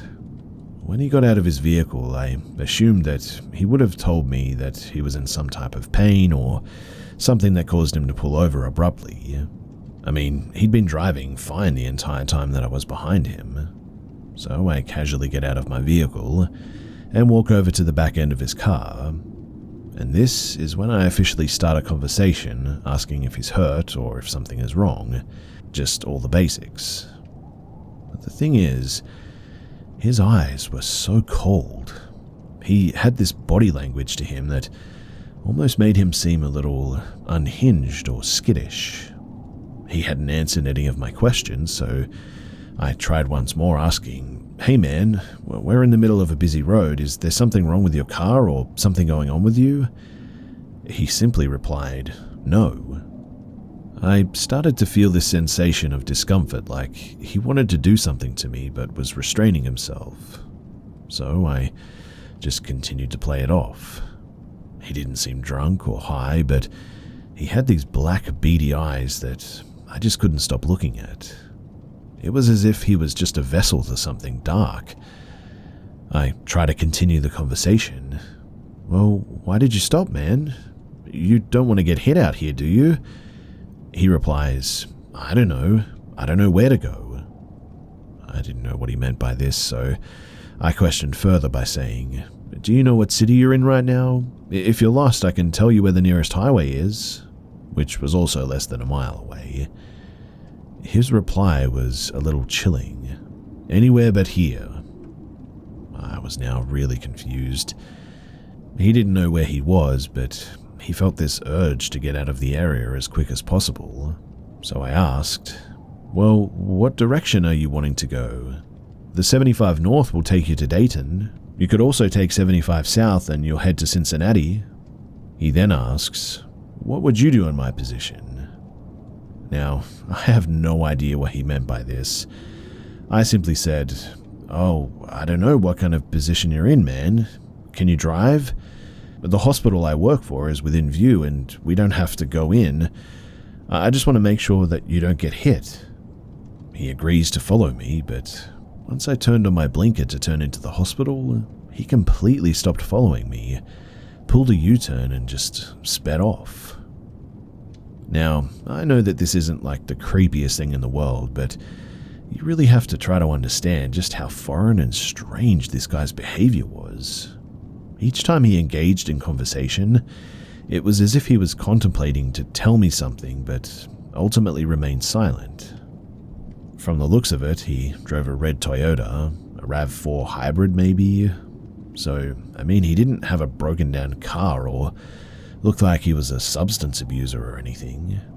He just seemed incredibly nervous, and his fast motion gestures and twitches of all his body language has left me puzzled, and still gives me shudders when I think about how he moved, talked, and the lack of response, declining any help, not explaining a single reason as to why he just decided to park on the side of the road in the highway like that. A simple, "Oh, I'm lost," would have been enough for me to feel better about the entire situation. He just seemed incredibly paranoid and hesitant. On top of that, too, the entire conversation led nowhere to his situation or why he was acting so strange. I just wanted to make sure that he didn't need help or get hit by a car or something. Anyway, I'll update you guys if I hear anything about a patient coming in later. He also has a face that is burned into my memory now that I will not forget. I just got this gut feeling to leave, but to be as polite as possible, I guess. But what do you guys think? Do you have any thoughts as to what this all could have been about? And if you do, please do share them with me because I'm still lost.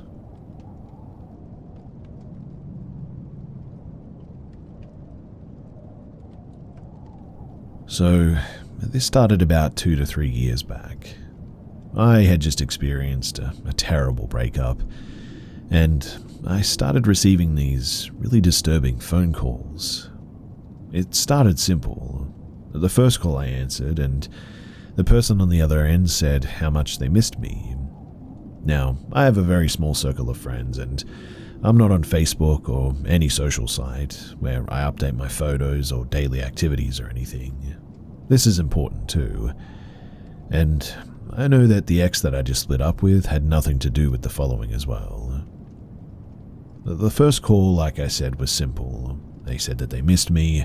I asked who it was, and they said, "It's me, don't you remember?" So I just hung up, and they immediately called back, crying and upset that I was being mean. The caller clearly was an adult male, but they were talking as though they were a very young child, around 6. I hung up again, and they didn't call back. Looking back, I should have blocked the number, but as I mentioned, I just got blindsided by a breakup and I wasn't thinking straight. Then they kept calling. They would call, and if I didn't answer, they left messages saying how pretty I looked with my blue sweater that day, or that they knew how I took my coffee now and said that they would remember it for when we finally went out for a drink together. At that, I blocked the numbers, but they would call from another. I answered one day, yelling at them to leave me alone, and hung up again. When they called back, it wasn't the boy this time, but his mother. She was very upset, saying that I was hurting her boy by not wanting to play, and you could very clearly hear the boy crying and screaming in the background. At this point, it dawned on me that this actually wasn't a joke, a prank, or something like this. There was something seriously wrong with these people, and they were obviously watching me. For a few weeks following my breakup, I had to live in my car. The entire time, I hardly slept. I was terrified, thinking that I would wake up one day and see him standing outside of my windows. When I finally got a place, he called to congratulate me, and he couldn't wait to come and play with me. I haven't heard from the people for a year now, but I checked my phone after a very busy workday, and I noticed 10 missed calls, and to be honest, I'm terrified to check my voicemail. I've reached out to the cops, but they won't do anything since I haven't been explicitly threatened, and have been advised to just block calls. I'm going to change my number, but I'm terrified that the calls will continue even after that, and that it will upset them further. I'm sharing this because I'm hoping that people might have some kind of advice for me if I reach out to them, or tips or something, because right now, I honestly feel like I'm living in a horror movie.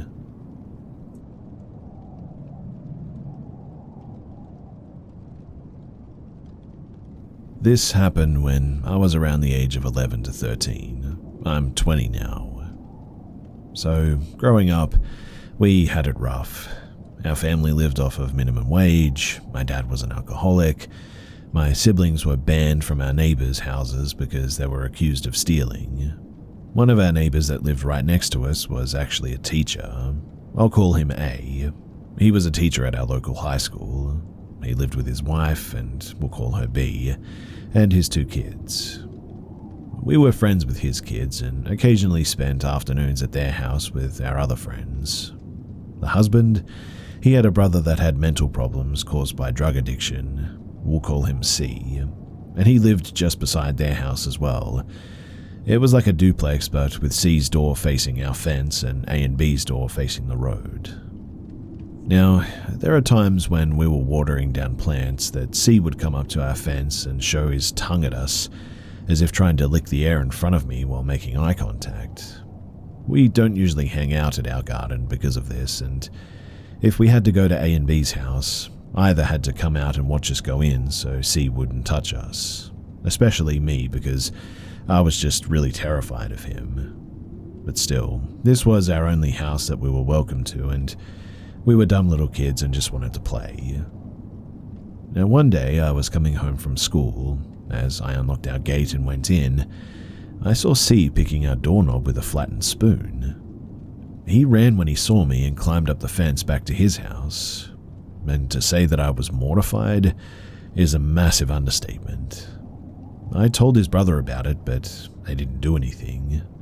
We had to add wires to our fence so that he couldn't climb our fence again. Honestly, I just thought that he was a bit of a creep. I also thought that he was just struggling with his mental state and drugs and all that, but a few months passed by and my dad was away. But by the way, I had 2 siblings, all of us are girls, so when my dad left for something, The only ones left in the house were all females.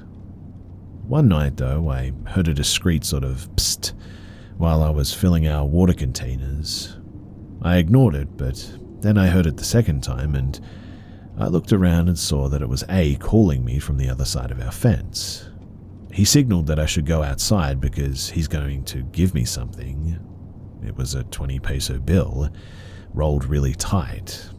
This was weird because when he handed me the bill, his other hand was inside of his shorts.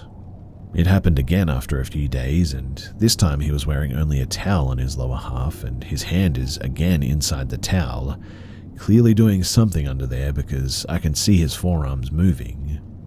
This time, I was really creeped out and went inside immediately. I never told my parents about this. I noticed he also started calling my other sister, and I told her to stop going when he calls, and she did. After that too, we never went to their house again. We transferred after that, but since I attended the high school he was teaching at, and some of my friends are his students, I still heard some pretty disturbing stories. He was apparently really into the female students, mostly sarcastic to males.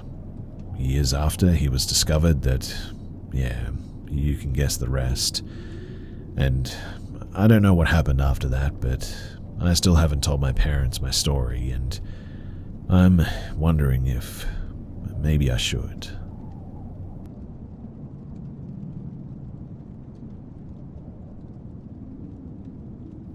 I live about a 10 to 15 minute walk away from the beach, and I made a point to walk to the beach more since it's been so hot lately.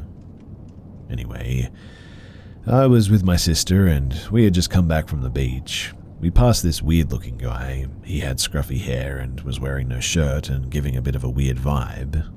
My dog, large German Shepherd, started going crazy though, barking and growling, and I had to get my sister to help hold my dog back from this guy.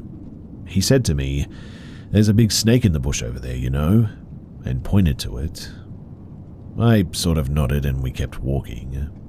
He walked in the direction of the beach and we kept going on our way, but we started going a fair bit faster at this point because that guy was pretty creepy and we wanted to get out of there. We made it to this point where we have to wait a couple of minutes to cross the road because of cars, and that guy, I kid you not, comes out of the bushes, like emerges from nowhere. That means that he must have seen us, pretended to walk away, and then immediately cut through the bushes and started following us. We then started walking home, and he kept following us, sticking a few meters to the left. I then said in a loud voice, "I think that weird guy's following us," and he immediately turns around, walks up to this path that he already passed and goes up it. We were pretty sure that he was still watching us and following us, so we made a plan to go a different direction, so as not to let him know where we live. We did circles for a bit, and then we went to our house and told our parents about what had happened. They were obviously pretty concerned about the whole thing, and we did circles for a bit, and when we were confident that he was gone, we then went to our house and told our parents about what had happened.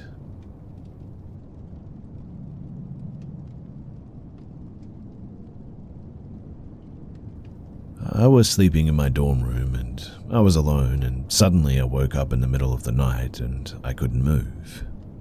I've had sleep paralysis a few times before, so I didn't really care too much, and I tried to fall back to sleep again. Also, I have my bed against the wall. After almost 20 or so seconds, I then started hearing footsteps which were coming from the other side of the wall. They were not normal footsteps though, they sounded like someone was jumping aggressively or walking in a very weird manner. I was still sort of paralyzed throughout the experience, but I tried to bang on the wall as I thought that the girl from the other room is doing it intentionally. So I tried moving my hand, but I failed. Then I could hear those footsteps in the front of my bed, in my feet's direction, and they were ascending towards my head side. I could hear loud breathing now, and at that, I started to get scared. I had another bed on my right side which was empty. I looked through the side of my eye and I could see the mattress, which had dents on it, as if someone was standing on the bed, and suddenly I could feel that someone had just started jumping on that bed aggressively. I was absolutely terrified, and I was about to have a heart attack then and there, it felt, but slowly I got released from, the paralysis, I guess you could say, and I could still see those feet jumping on that bed though. I suddenly started chanting some mantras, and it then disappeared and the curtains moved. I checked the time and it was 3:45 in the morning. I sat there for a bit, rubbing my eyes and wondering if I had just seen what I had seen. I still get shivers when I share this. I'm a religious person and I didn't really believe in the paranormal, but I am 1,000% sure that there was something very bad and very negative there that day, jumping on that bed. I could sense the negativity around me for the entire time, and I have never felt this sort of negativity ever in my entire life.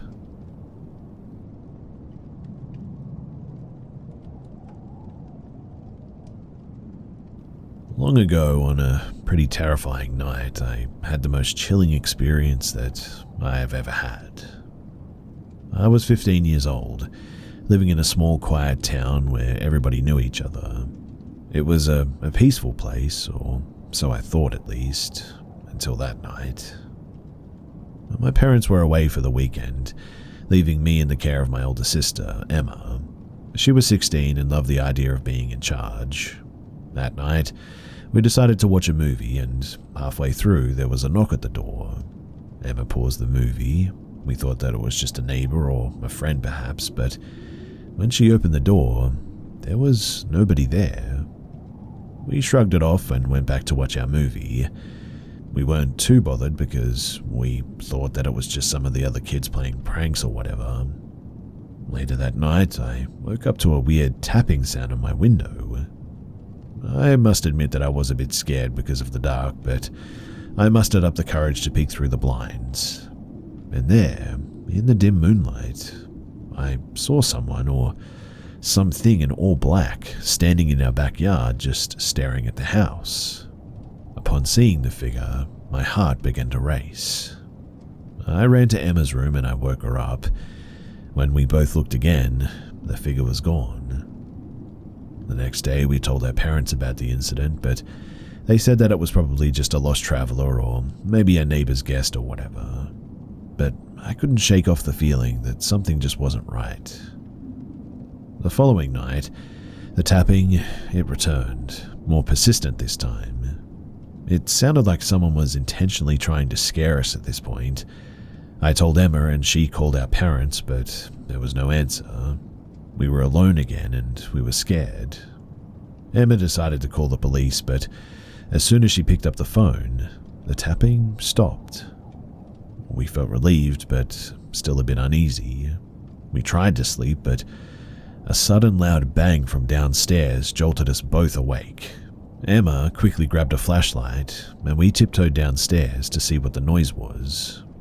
The living room was just a mess.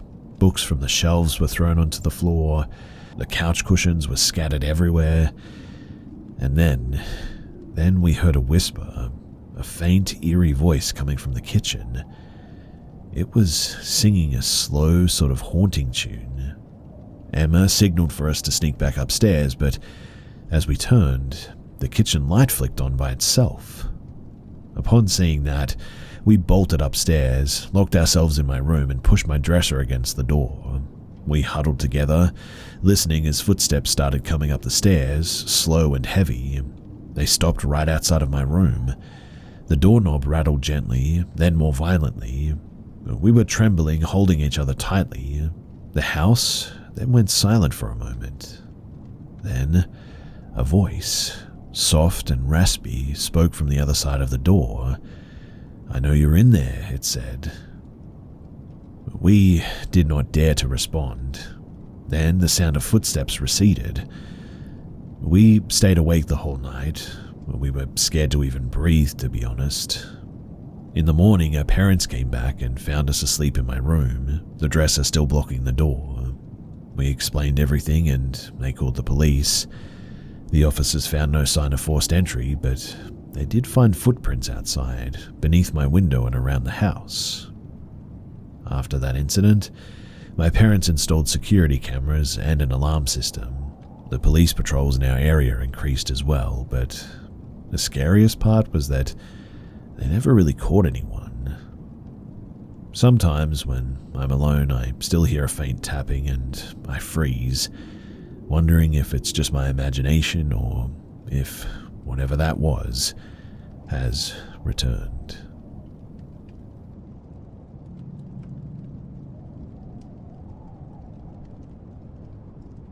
This was during the pandemic in San Francisco.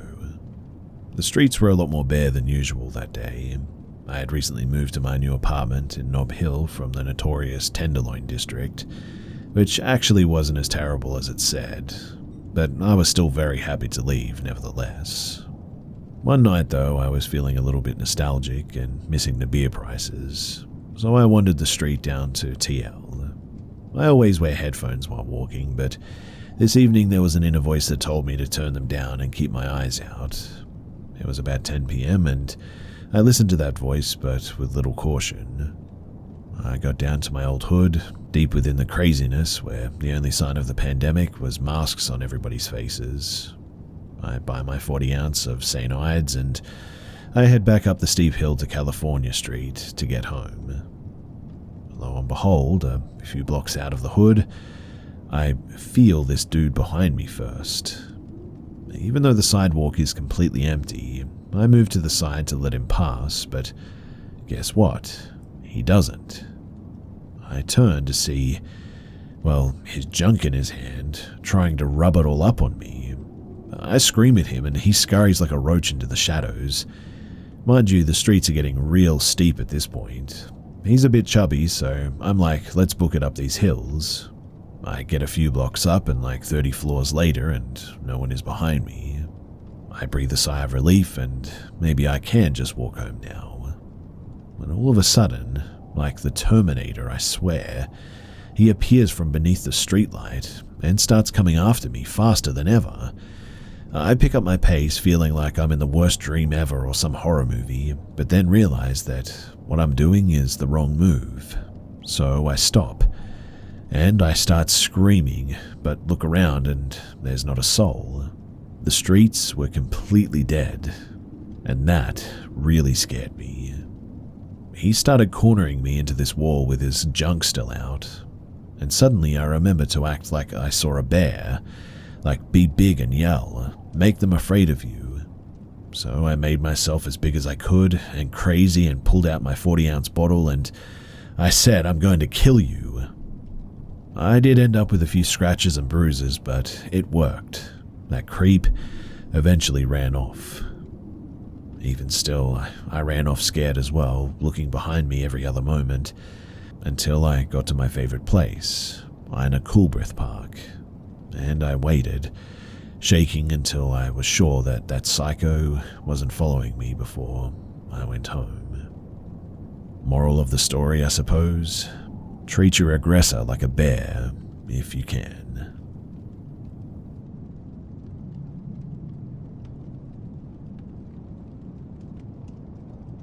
So this happened 7.5 years ago, June 23rd, 2016, while I was cleaning out my house. I was renting out a house for a year, and the year was almost up at this point. I wasn't going to be living there the next year, so it was time for me to start cleaning out and moving my stuff to my next place. The house that I had at the time was fairly small, but there was plenty of space just for me. I lived there by myself, and I just finished cleaning out the living room, other than some basic furniture, and I had moved on to clean the kitchen at this point. There were quite a few cabinets in this kitchen, so many that I didn't use a good number of them. I was looking through some of the ones that I didn't use to make sure that there was nothing that I had in them. One of them I opened up and I saw something in the back corner. It looked like some type of shirt or rag or something. I grabbed it and saw that I didn't think that it was mine. But when I moved it, it revealed a small white lever that I could just barely see. The cabinet was in the corner, sort of by the sink and halfway blocked by the stove. I honestly thought that it was just another pipe, but it just looked a little bit different to me, I suppose. I got inside and had to crawl inside the cabinet, which was pretty large. Once I got inside, I saw there was a small trapdoor to the side, leading into the wall. I couldn't believe what I was seeing. I mean, you had to be completely inside in order to see the detail of it, and I decided to open the door, which led to an extremely narrow hallway with a sort of crawl space. But when I got further inside, I was horrified. I saw that there was food, as well as several blankets, as if someone had been living inside of there. The good news, at least to me, is that whoever was in there was obviously gone. I tried to make sense of it and figure out how long the person had been there, and how I didn't know about it. I was gone from the house a lot with work, I suppose, and other stuff, but I just didn't know how it was possible for someone to live in there without me knowing. In any case, I continued cleaning until it got pretty late, and the next day after work, I continued. I was still kind of in shock with finding a secret room in my house, and decided to look at it once again. I opened the cabinet and went inside, then I pulled the lever open just like I had the previous day. But this time, as soon as I opened it, I saw movement, and then saw a person for a split second. They slammed the door back shut on me, and I immediately turned and ran all the way out of my house to my car, and then called the police. I was so scared that I started driving away as well. I opened up my phone and told the police the whole situation. They came to my house a short time later to find that whoever had been in there was now gone. I was absolutely disgusted knowing that this random person had access to my house for who knows how long. It felt like a vivid nightmare that I needed to wake up from.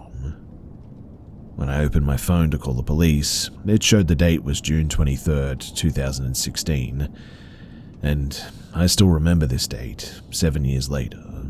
It stayed with me like a scar that I don't know if I will ever really heal from. Luckily for me, I moved out the next week. I really don't know how long the person was living in my secret room, but thankfully it never gave me a problem.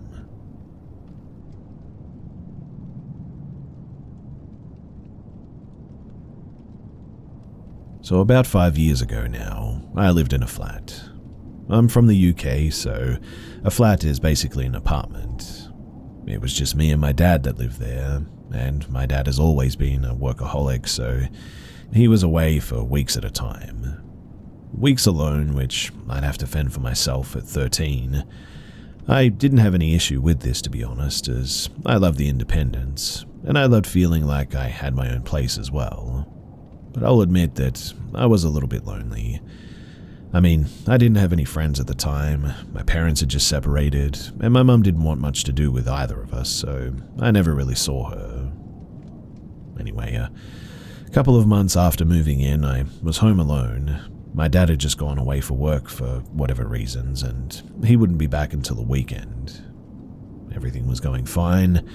There were no issues at all until I got tired and I went to bed that night.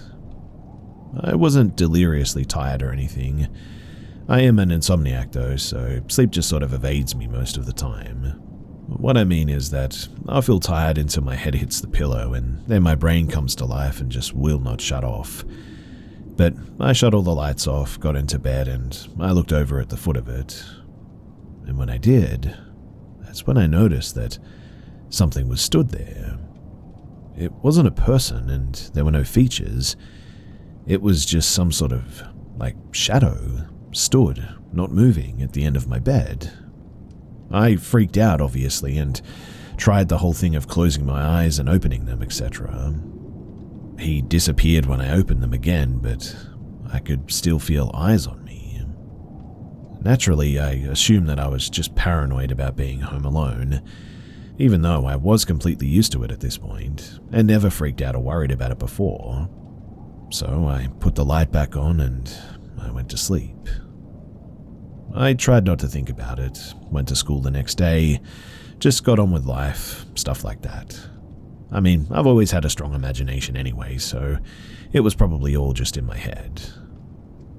But he was there the next night too, stood at the foot of my bed, looking at me. I could feel his eyes on me before I saw him. He had no face, just some sort of silhouette, but I could feel it. I don't know how else to describe the way it felt, but the way I knew something was there was weird, even if I wasn't looking at it at first. It was terrifying, but I don't know, I felt comforted maybe, almost by him being there. It didn't feel like this shadow wanted to kill me or whatever, more like he was watching over me perhaps. I don't know, it's weird and I've never been able to properly explain it.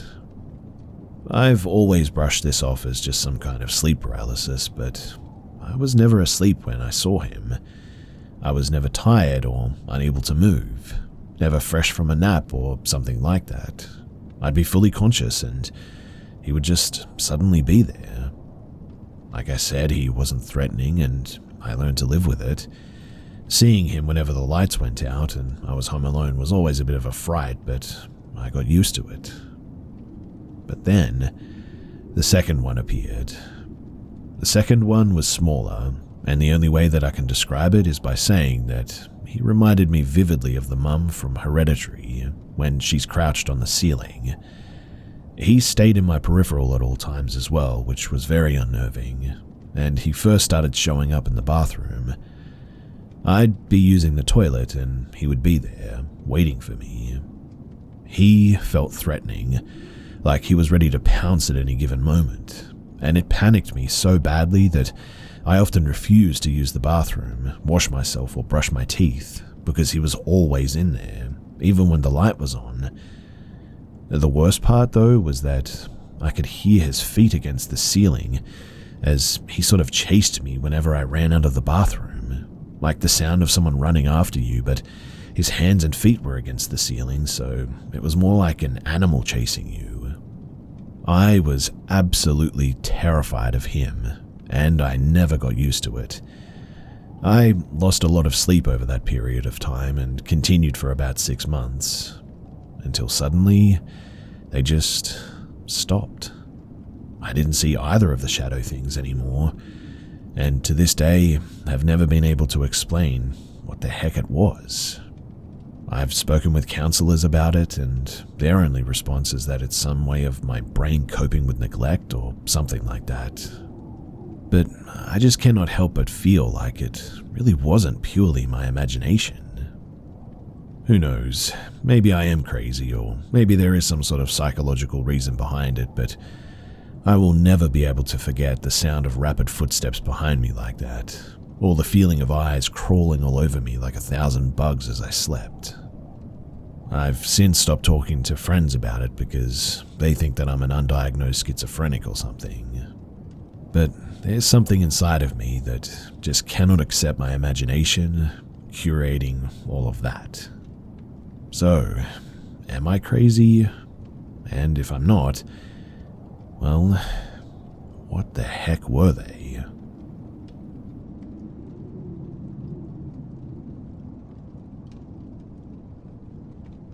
I'm a girl living in Northern Europe. I won't go into too much detail as to where this happened because I don't want people to recognize me from this story. This story, though, takes place in October when I had a part-time job in this research center. This was in a bigger city, not like in the middle of it, but it was a 30-minute bus ride from where I lived at the time. Keep in mind too that the workplace was in an industrial estate, so the only people that really spent time in the area were the workers from these companies. I worked all 3 shifts, morning, evenings, and nights, but I did mostly night shifts because none of my co-workers really wanted them, and I'm a bit of a night owl anyway, so that 10 p.m. to 6 a.m. shift worked really well for me. Now, this happened on one of those night shifts. It was a Thursday night, and I was one of the 3 workers there that night. We didn't work together. We all were in our own sort of departments doing different kinds of work, also far from each other in the building. I worked at a chem lab doing water analysis, so it was not any kind of customer service job. We were basically all alone, and it got usually really quiet and rather peaceful. We had no security guards, but it was pretty much impossible to enter the building without an identification card. All doors were locked, and everyone that worked there had these cards where you hold it in the sensor on the door and it opens. You also got to use the card when leaving the building as well. These locked doors were not only on the outside, but also on the inside of the building as well. So if anyone somehow managed to get through the first door without the card, they couldn't really get any further into the building, to the labs for example. The door locks again immediately after you get in or out as well. Considering all of that, we never really had to worry about someone uninvited getting in, even in the nighttime. This particular night, I took a bus and headed to work. I greeted my co-workers that were leaving as their shifts had just ended, and met the other night shifters in the women's dressing room. All normal, I was in a good mood, and so were my two co-workers. When our shift started, we parted our ways and went to different labs. I was 3 hours into my shift at 1 a.m. when I decided that I needed to take a 20-minute break. The two co-workers had went to their break earlier than me, so I had to go alone this time. Our break room was this sort of lounge area where there was a couple of long tables, chairs, mini kitchen, and a bathroom. I'm not gonna lie, this big hall with old flickering ceiling lights was not my favorite place to be alone at 1 in the morning, when the whole building is almost empty and it's pitch black outside. There were big windows in the lounge, but I couldn't see anything out of them, just darkness pretty much. There was always this same eerie vibe at night, so I was used to it, I guess. 5 minutes into my break, I decided that I was going to go outside to smoke a cigarette. I put on a jacket, took my stuff with me, and opened the door with the card. Now, we had this sort of smoking place in the back of the parking lot, about 1 minute walk from the door. If I said I wasn't scared to be alone in an empty parking lot at night as a young girl, I definitely would be lying. This was the only thing I really did not like about the night shifts, but I really needed that cigarette. Nothing bad had ever happened before, and I live in a generally safe country, so I basically just hoped for the best. But there was this really nasty looking white plastic chair in the smoking place. I sat in it and I lit my cigarette. From the smoking place, I could see clearly to the entrance of the building. There were bright lights above the door. Usually I just stared at that door without even noticing it. I mean, it was a night in the industrial estate area and there were not many interesting things to really look at. When all of a sudden, I noticed a person walking up to the door. It was a man in a trench coat and a top hat, holding a briefcase. I had never seen this man before, in my work or anywhere near this place. This man stood still in front of the door, not moving at all, facing the door. Even though nothing seemingly bad had happened yet, just a weird man standing by the door, I cannot even explain in words how scared I suddenly become. I had to somehow get past that man to get back inside. He doesn't know that I'm here, he didn't see me, but what if he does something to me when I'm trying to get inside? Is he trying to get inside? What does he want, and who is he? This was the only door where I could enter the building from outside, so really, I had no choice but to try and ignore that man on the door and get inside. But what on earth is this weirdly dressed man doing in this area at 1 o'clock in the morning of all times? There is clearly something that he wanted from us, and I wasn't even sure if I wanted to know what that was. I started walking towards the man in the door while he was still standing, not knowing that I'm here in the parking lot. The closer that I got, though, the more scared I got. I had to stop and think again. I knew that it was part of my job to confront unwanted people, trying to get in and tell them how to contact our customer services, but keep in mind, this is 1 in the morning. A weird man who appeared out of thin air and an 18-year-old girl alone? I had this gut feeling that I should not go to that door. I decided to call my coworker that was there that night and ask if she could meet me at the door and let me in, so I didn't need to face this man alone. So I went and hid behind my coworker's car that was in a parking lot to make a call. I was hiding behind the car in this position where I could still see this man through the car windows. I wanted to see if he would leave, and if he did, where he would go. My coworker answers the call, and when I start whispering in the phone and explaining the situation, I watch in horror as the man turns around and stares right at the car that I was now hiding behind. I don't know if he actually saw me. I don't think that he did, but he for sure heard that there was a woman talking behind this car. And what happened next was honestly straight out of a horror film. When this man found out that there was someone behind the car, he started slowly and quietly approaching me, not knowing that I could see him through the window. But here's the thing, he didn't walk, he didn't run. Instead, he was on all fours, crawling towards the car. I couldn't even scream. I just froze from fear and the phone dropped from my hand. When this man was getting closer to the car, I see both of my coworkers opening the door, waving and screaming at me to run and come in. And they did not need to tell me twice. I ran inside quickly, so fast the man didn't even have time to react. And when he got up and started running after me, the door was suddenly closed. The second that he heard the door lock itself, he then just suddenly turned around and started speed walking away, eventually disappearing into the darkness. We called the cops immediately, and they came not long after. They didn't find anything or anyone. That man just disappeared as fast as he had appeared, and no one has seen him since. After the shift, my co-workers walked me to the bus stop and they waited with me till the bus arrived, making sure that I got home safely. I am forever thankful though to these lovely women for opening the door for me before that man got me, and who knows what he would have done to me. I haven't done any night shifts after that, and for sure I never will ever again.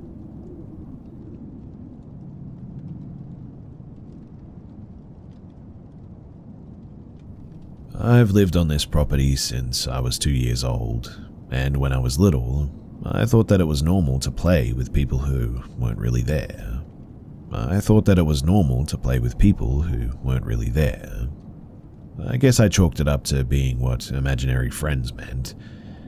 As I got older, I stopped playing so much. I got tired and was a typical moody teen. But I never mentally stopped thinking of the people that I played with as spirits and ghosts. I also never told anyone about this. But here's where things got weirder. I'm mentally ill and I experience hallucinations. I also have a form of dissociative identity disorder. At the time, I was the only personality and I had just started recovering memory of being a system, trauma reasons.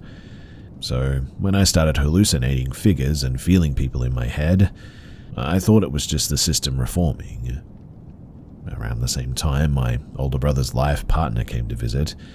She actually sees an FBI psychic fairly often apparently, and for years the psychic had been asking if she knew of a specific property. You may see where this is going, but sure enough, the property that they'd been talking about for years is the same one that I grew up on and live on still. A fun fact about the area that we live, we're only a few miles away from the old asylum. It is appropriately spooky feeling, even if it looks normal, but the FBI psychic and my sister-in-law asked to do a cleansing on the property. So the whole family ends up working out there where the corners of our property are and bringing containers of salt there. Sister-in-law warns us that we might feel weird that night as they do the cleansing. That night I get really sick as well. I sleep poorly, have hot flushes and nightmares, and when I wake up in the morning, I suddenly feel lighter and emptier than I've ever felt before. I also no longer from that point on felt or hallucinated ever again. I spent the entire morning trying to wrap my head around the idea that my brain was apparently haunted or something. We later heard from the psychic and my sister-in-law that our property became a place of solace for spirits from the asylum apparently, and they helped the spirits move on to heal. Later, my sister-in-law came and found me. She told me that the spirits I played with as a kid wanted me to know that they'd apparently come back one day to say goodbye properly. She also told me that my biological maternal grandma was watching over me, but she also tried to kidnap me when she was alive, so I mostly ignored that part. But the weird thing is that, like I said, I'd never told any of this to anyone. It was really nice to know, though, that the people that I played with were actually real, that they came here to feel safe, that they cared about me as much as I adored them as a kid. Also, I now have the best wild story to tell at parties, I suppose. No one can beat, yeah, my brain was haunted for a bit.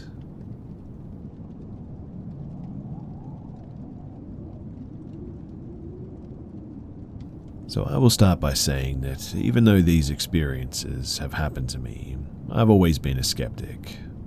My mother, who passed away 9 years ago, was towards the end of her life a deep believer, as well as both of my sisters, though after my mother's passing, they have not spoken much on the subject unless asked about it, but they can verify 3 of the 4 stories that I'm about to lay out here as well.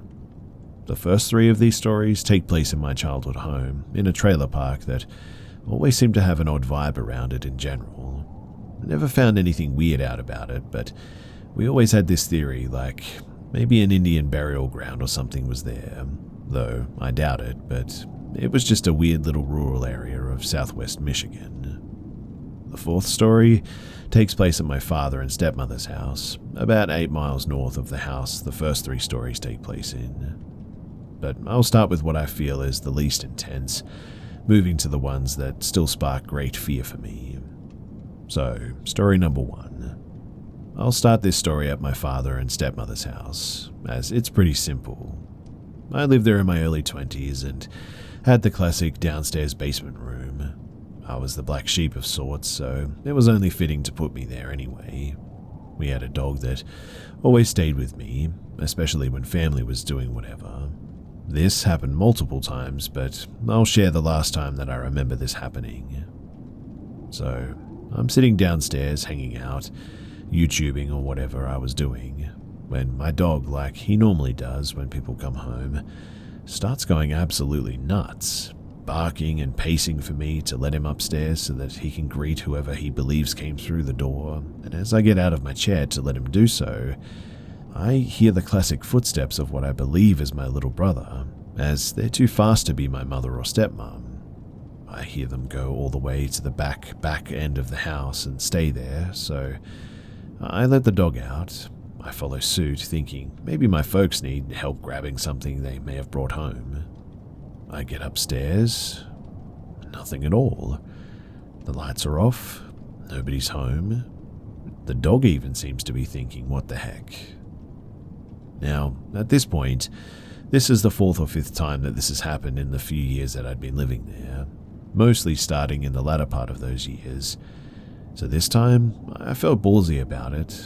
I decided like an idiot to just ask if anybody was there. There was no answer. So I go further into the house facing the hallway, leading to the back of the house to a couple of bedrooms. I put myself in a bathroom so that when I yell at it, I won't see down the hallway when it comes to kill me. But I get in the bathroom and, like an idiot, I somewhat angrily yelled, "Who is in my house?" And at this point, I hear something fall in the back bathroom between the 2 bedrooms. I poke my head out to verify that nobody is there.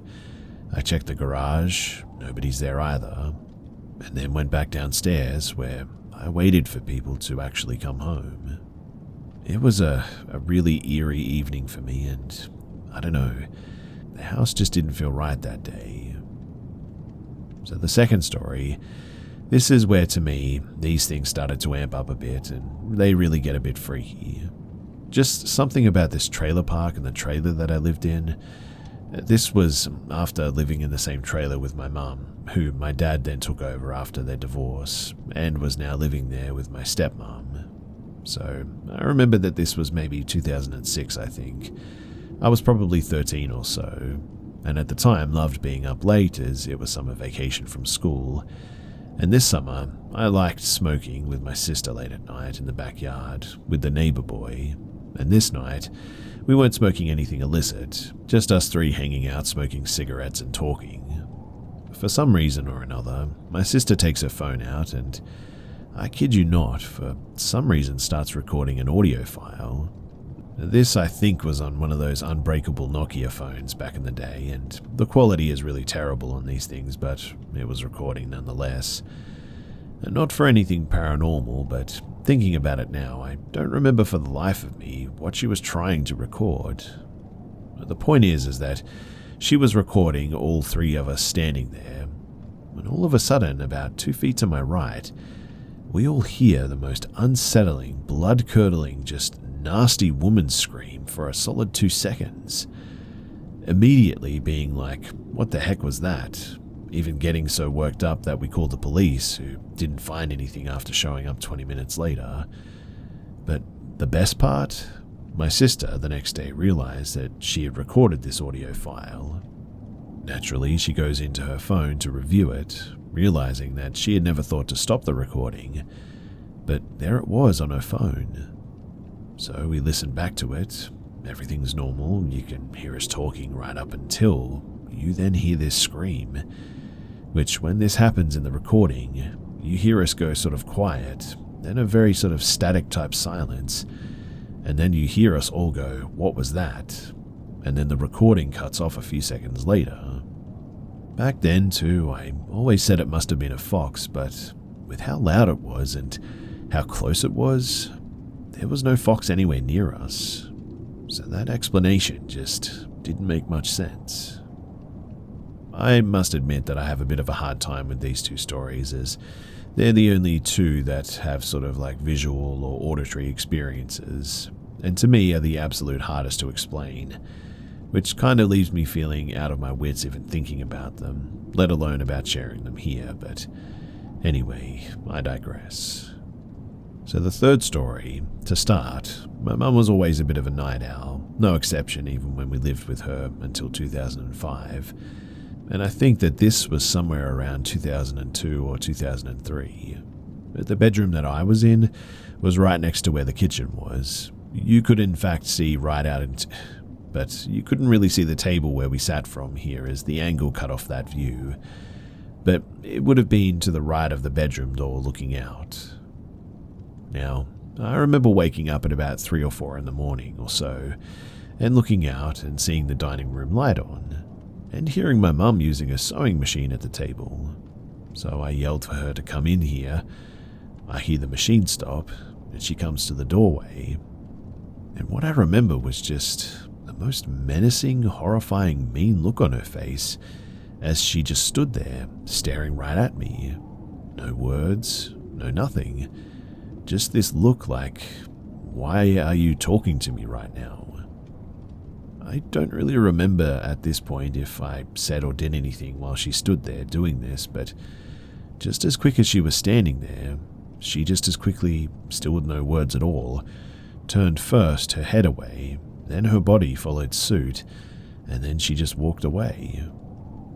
This, as most would assume, is very much unlike most anyone's mum, but I very much remember as soon as she was out of sight, I started screaming and crying, and yet again I hear her getting up from her sewing machine, this time a little more frantic.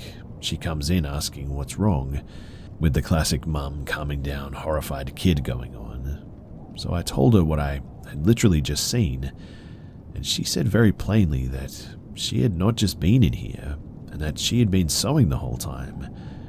And it is not like my mum to just come in and stare at me down menacingly like that, especially at 3 in the morning to scare me. So, to be honest, I believed her. Now, the fourth story is my least favorite of these. I don't even really like thinking about this one, but it's the one that I wanted to bring here most, as I just want to know what other people may think about this. So again, much like the last story, it's 3 or 4 in the morning. I'm in the same exact bedroom, bottom bunk, sister is on the top bunk. This time everybody is asleep. All the lights in the house are off and it's pretty quiet. When suddenly I hear what I believe is a slightly heavy load in our dryer, or maybe the washer washing a little off balance or something. This sound wakes me all the way up because it just seems a bit weird. So I roll over to get comfy and I open my eyes a bit. As I'm looking around, I see what is some movement toward the kitchen. Now, again, you can see from this room out into the kitchen, but not the dining area. What you saw from my perspective is the island in the kitchen where the sink was, and you could see a little far, sort of side off of our living room behind that.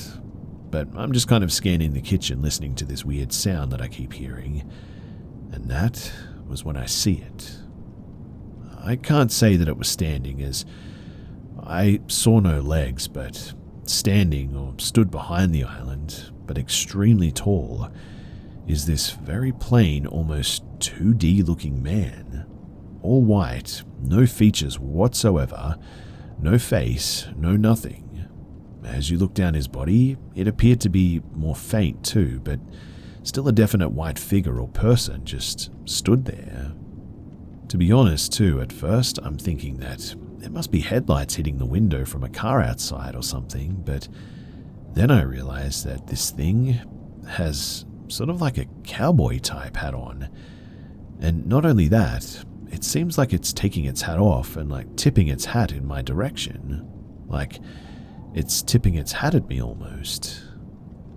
Now, at this point, I'm genuinely trying to make sure that I'm 100% awake, and as far as I could tell, I was. So I go back to looking because naturally I just cannot look away now. And it just sort of repeats the same exact movements over and over again. Pulls the hat down, puts it back on, pulls it down, then back on. All the while, this weird sound is still happening.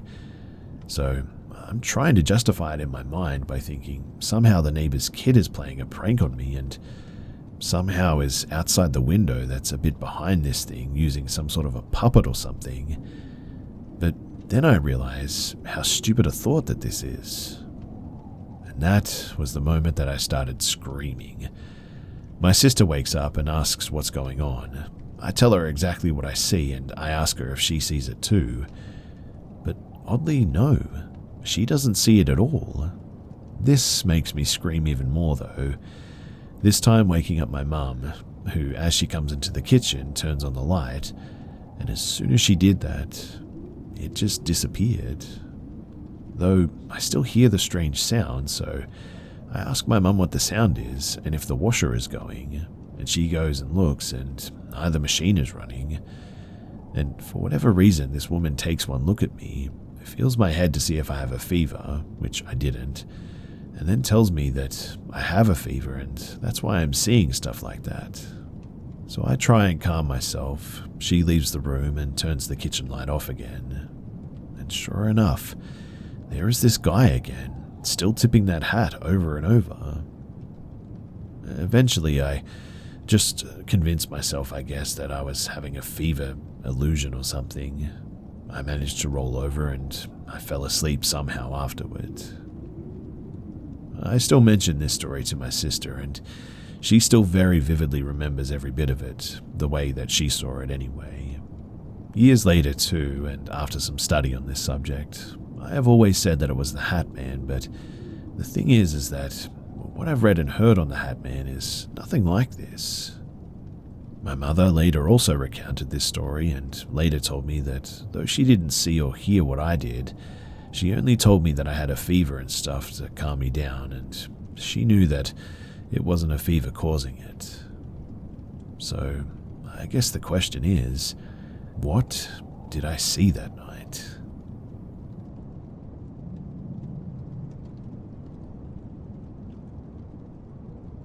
So let me start by saying that my brother and I are extremely experienced desert campers, and we have lived near deserts pretty much our whole lives.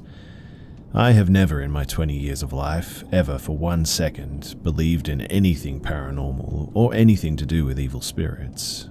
Unlike my brother, who has always sensed presences and been able to see mostly what we call jinn, also known as demons. That is, until last night, which is safe to say marks the last time that we will be camping alone in the desert. We always have the same place that we like to go when we want to camp with minimum effort, and our day started as normal. But as we got closer and closer to our destination, I saw my brother's mood completely shift. And when I asked what was wrong, he just sort of shrugged me off and told me to just keep driving. When we arrived, I felt completely fine, but my brother was still unusually quiet. It was around 1 p.m. at that point, and we were planning on leaving at around 12 or 1 a.m. Because of the heat, we made the terrible decision, though, to set up under a few trees and a source of water, which in Middle Eastern culture is where the jinns live at night. Not that I believed that at the time, of course. However, we still set up our camp and we continued on as normal. Now, my brother always says that when he feels a presence, or several in this case, he gets extremely unlucky. First, he almost dropped a box of coals on his foot. Then he spilled an entire bottle of Coke on his phone. Then he dropped it into the sand, then proceeded to smash his elbow on the edge of a chair that he was sitting on, which is now very swollen. And last but certainly not least, when he was looking through one of our boxes, he felt something cold and sharp press against his arm, and he realized that it was an unsheathed knife, which he packed with its case the previous night before, and he later said that it felt like something pushed his hand into it, right where his veins are.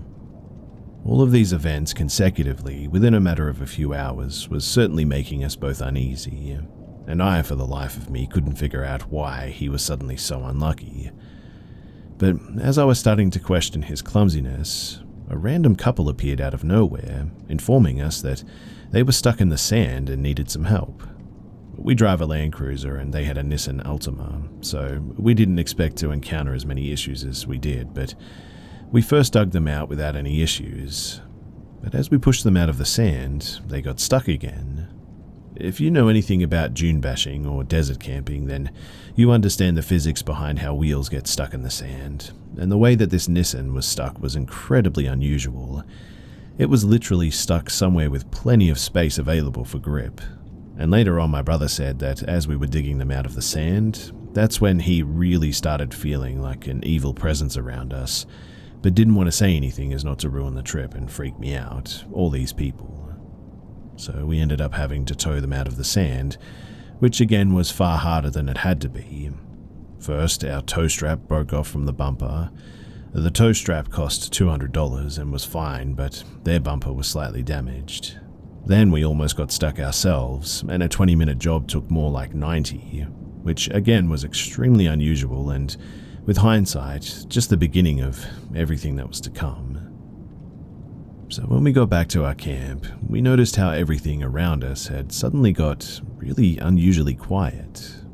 The area that we were in has hundreds of birds around, and as far as we have seen, 3 cats who sometimes pay us a visit. But there wasn't a single noise at all, other than our fire, that is, which was dying out really quickly. It had gotten pretty dark quickly, so we had scrambled to build a fire to cook our dinner before we were asked to help the couple, and I noticed the silence, but it didn't bother me. However, my brother suddenly grabbed my hand as we were sitting down to eat, and said with clear fear in his voice that we should go as quickly as possible and that he didn't feel safe. To ease both of our minds, we prayed.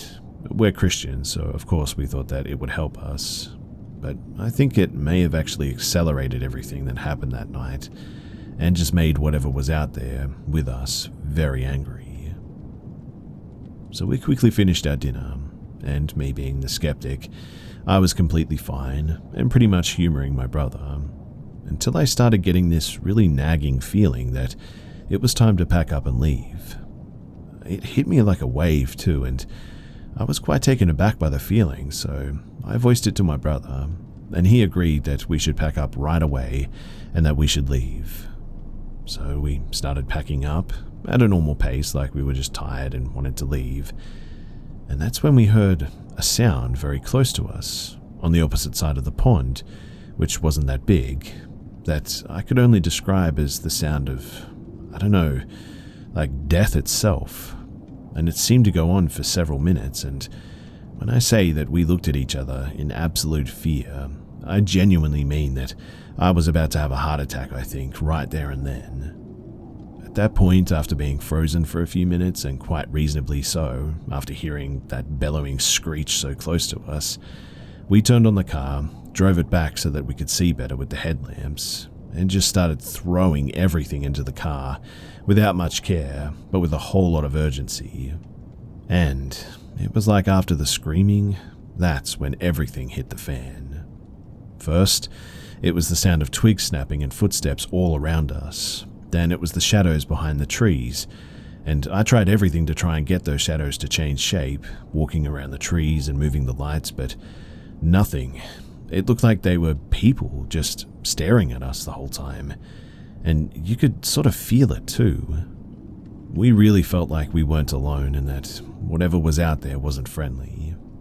We also noticed all 3 cats were huddled right behind our car, away from the trees, so they were not the ones snapping the twigs, but literally did not care if they were not going to move, as I was still getting out of there. Thankfully, they left when we started reversing, but they too looked absolutely terrified, and were just staring at the trees too. It also felt like whatever was there was getting closer as well, and I have never felt anything like that. It's hard to explain, but it was sort of like, I don't know, like a gut feeling, and you just know it's one of those natural instincts that you should not ignore. Thankfully, we were able to pack up quickly. Our tent was very close to the trees though, so that was nerve-wracking. And whilst we were packing, it was still very eerily silent. It's very normal for birds around that area to continue making sounds until like 2 or 3 in the morning. And at this point, it was about 8 p.m, so it was highly unusual. In any case, I personally think that it was the most terrifying thing as I was driving away back onto the main dirt path to leave the desert. I know cars very well, I know how they drive in the sand, and I know our car especially well because we've had it for so long, and I could instantly tell that the steering was off and completely fighting against me, which eventually fixed itself the second that we were on the highway. The sound of twigs snapping was still all around us, and it was loud enough to be heard over the sounds of the car even, and on the path was what seemed to be like every bird that was in the area, just standing there and staring at us until we got close enough to force them to walk away, not even fly. At one point, my brother just grabbed my shoulder and told me very sternly to just keep looking in front of me, and under no circumstances to look through his window. It was his tone of voice that told me that I needed to listen to him. We were in a part of the desert where we had to pretty much drive through the whole of the accessible areas to get onto the highway, and there wasn't a single person around us. The only thing that we saw was a very clearly abandoned Toyota Hilux positioned behind a small dune and hidden behind the trees, but was far enough from our campsite to easily be ruled out as the source of the original screech. But the worst thing that I saw was when we were closing in on the exit. Now, we know these deserts very well.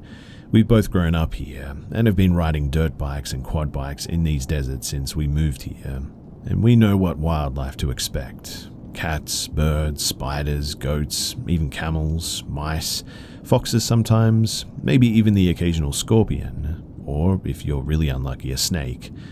But that is pretty much it.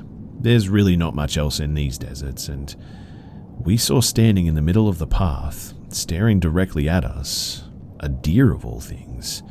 A deer. I've only ever seen one deer in 16 years of living here, and that was in someone's garden as a pet. It's safe to say, though, that I was in complete shock, and the deer was not moving as well, until I got so close that we could practically smell that thing, before it just slowly walked off the path whilst looking right at us. We quickly moved past the deer, and Again, my brother, with a gasp and then very sternly said to keep my eyes right on the road. I asked him as we got on the highway what it was that he kept seeing, and he very reluctantly told me that he kept seeing large figures around us any time that we went through a bend, and that they were all either pointing right at us or ahead of us. To be honest too, I'm pretty glad that he didn't tell me at the time, because I don't know how I would have reacted while I was driving.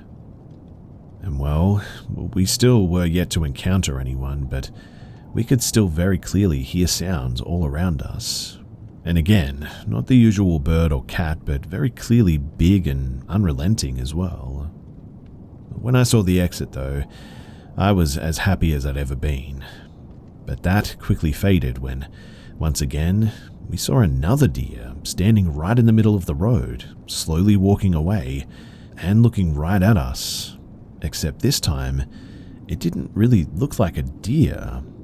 I don't know what it was, to be honest, but it sort of looked more like a kangaroo mixed with a deer, and its eyes were really milky, and it sort of looked, I don't know, like rotten and really horrible.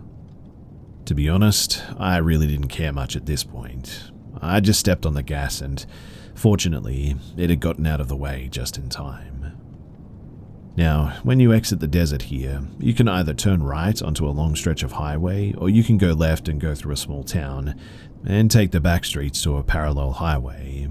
And as I was about to turn right, my brother once again, with that same tone of voice, said go to the town and go to the right. Later, he once again said that he saw a line of fingers pointing ahead of us, so if we would have gone that way, we wouldn't have made it home in one piece. Thankfully, as we made it further and further away and closer to our home, the gut feeling of being watched was going away, and of course, having never experienced something like this before, I was distraught and I wanted to talk about it.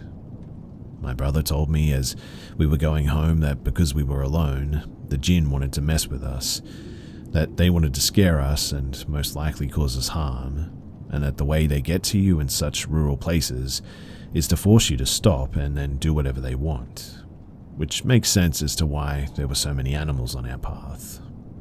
He also said that they caused bad luck and he could feel them the second that we entered the desert that day, which explains his clumsiness all day as well, and that the car got stuck in such an unusual manner.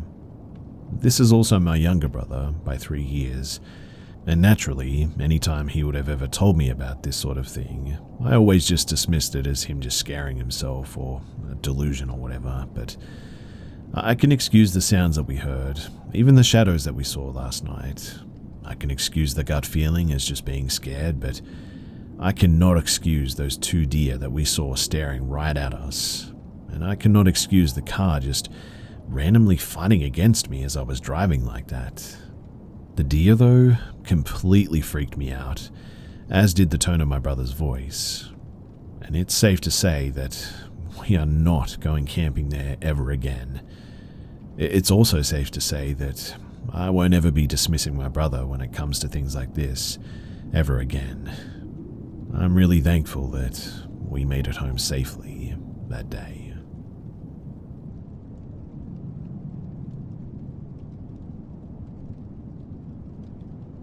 So allow me to briefly explain the main characters of the story so as not to confuse you. The story involves me and my dad, and 2 interactions involving attempted abuse by my dad's older sister's stepson. One story takes place at his aunt's home, and the second one, and worse of the 2 stories, takes place at my dad's younger sister's home during a family gathering. So, my dad's older sister will be Aunt A, my dad's younger sister will be Aunt B. Aunt A's stepson is a 24-year-old step-cousin. At the time of encounter number 1, I was in kindergarten. At the time of encounter number 2, I was in 1st grade. So to be clear, although I was very young when these 2 encounters happened, I still have very vivid memories of them both. However, that being said, I do have a better recollection of the second encounter as a 1st grader better than the first. Now, at the time of the first encounter, I had only ever met this older step-cousin once, maybe twice prior. I don't remember specifically why my dad and I had been at my aunt's house, and I also don't remember exactly how this situation came about. But if I am remembering it correctly, I believe my dad had gone to the restroom and I went off, wandering around the large home looking for him. This went unnoticed by the rest of the adults in the house because they were drinking, something that my dad was never into. And all I remember next is that the older step-cousin had been tickling me and wouldn't stop. Now, when I say I was being tickled, that's all that I really recall. Perhaps it was more than that, and my limited understanding of such had me remember that it was tickling, or perhaps it was just that, tickling. Either way, I really don't think any of us would disagree that an adult man should be alone with a little girl tickling her and touching her like that. But I remember suddenly, my dad came flying in the room. I remember my dad said very loudly to the step-cousin, "What are you doing?" My step-cousin jolted, and then something along the lines of, "Uncle so-and-so, you're overreacting, I was just..." My dad cut him off and stated very coldly, "I'm not your uncle, I don't know you. Get up and put your coat and shoes on, because we're leaving." By this time, his dad, or step-uncle, Aunt A, and other relatives had begun gathering around the door where my dad had been standing. I can't really remember if I was alone in a room with him, like a bedroom or what, but I was on some sort of surface higher up that he was tickling me on. Looking back now, I can clearly see the look on my dad's face while all of his family was trying to convince him to calm down and stay. It's obvious to me that he was doing everything in his power not to blow up and traumatize me. He just kept looking at them with his lips pressed and shaking his head, saying, "I don't want to hear it." I briefly remember my dad asking me questions about the step-cousin in the car on the way home. I also remember him explaining to me that I should not be alone with any adult, especially a male adult, no matter if they're family or not, but also making sure that I knew that I didn't do anything wrong, nor was what just happened in any way my fault. My dad did not talk to his family for a year or so after that, give or take. I was too young to know or understand why, just that they had a falling out. So, now to the next encounter. My dad had slowly started to speak with family again. It was summer and Aunt B's oldest child had just graduated from high school. Thus, my dad and I had been invited to the graduation party. Initially, my dad was not going to go when he found out that my step-cousin would be there, but his dad had called my dad and had an hour or two for conversations on the phone about my dad being mistaken by his interpretation of what had happened. I don't think that my dad believed him, but surely he felt that we would be at a big family event and this step-cousin would have to be literally out of his damn mind to try something in the same house as my dad for a second time. But for the first 2 or 3 hours at the graduation party, my dad kept me glued to his hip. There was a group of about maybe 13 other kids of varying ages, all running through Aunt B's house, backyard, front yard, and basement, and I remember staring longingly at them. My dad noticed, and so did a couple of other family members. I don't really remember who though, but I do remember my step-uncle and then my dad's older brother kind of busting him up about being overprotective and not letting me play with the other kids and all that. My dad tried to stick up for himself when one of them turned to look at me and said, "Baby girl, do you want to go and play with the other kids?" Of course I said yes, and then looked to my dad for approval. Now that I'm older and that I'm a parent myself, I understand the kind of face that my dad was making. He had a look of contemplation. He surely felt uneasy and wanted to protect me and keep me by his side, but I could also see the dilemma that he was having in my mind now that I voiced my desire to do so. Some lady interjects and says something along the lines of, "Oh my gosh, you're not going to be able to keep her locked up forever, you know. Let the girl play. Look how many of us are here. What's going to happen?" So finally, I was given the okay by my dad, who showed me where he would be and how much time I had to play freely. For the first 20 minutes or so, we were all running in a group all through the different doors of the house. I think this made my dad feel better because he could see me every few minutes too. Finally though, some of the older kids suggested that we go down to the basement to see what Aunt B had done to it. It was unfinished the last time that I had seen it beforehand, and apparently it now had carpet, the walls are painted, there was a game room, and then a living room that shaped into a sort of private wing to the right-hand side of the other end of the stairs where the bedroom was. There was no wall or door separating the bedroom from the living room section. However, it still provided some privacy. Once we saw the new setup, we all began going back upstairs, me being the last in the line. As we were walking up the stairs, though, I see my 24-year-old step-cousin, who was now walking down the stairs. He grabbed me by my shoulder and said, "Oh hey, I hope you're not leaving. I was just coming down to show you something really cool that RB put down here." His voice had a high and exciting pitch.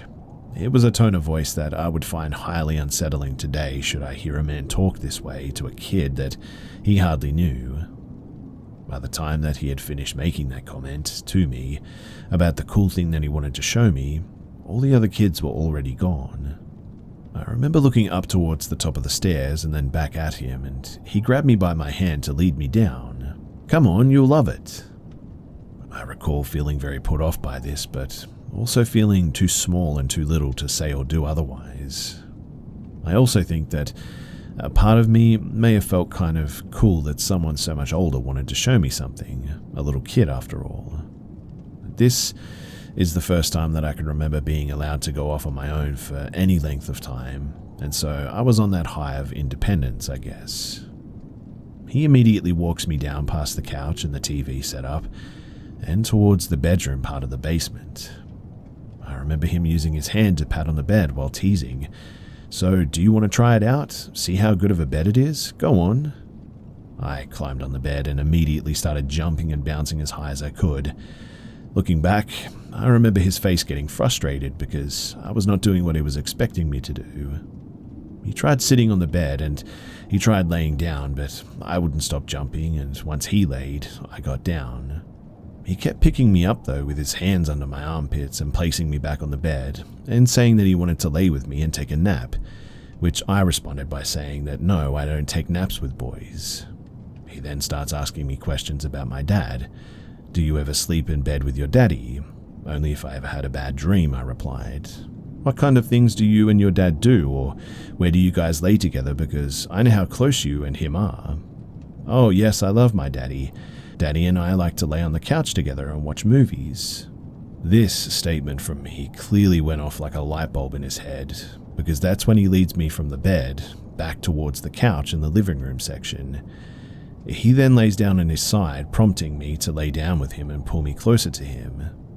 He would lay me down on my side in front of him and tried to unbuckle my jeans when I would jump up. He had at some point unfastened his own jeans and unzipped his zipper. I was too young to understand what was going on, but I knew something was wrong, and I remember saying something about my daddy not being happy about this to him.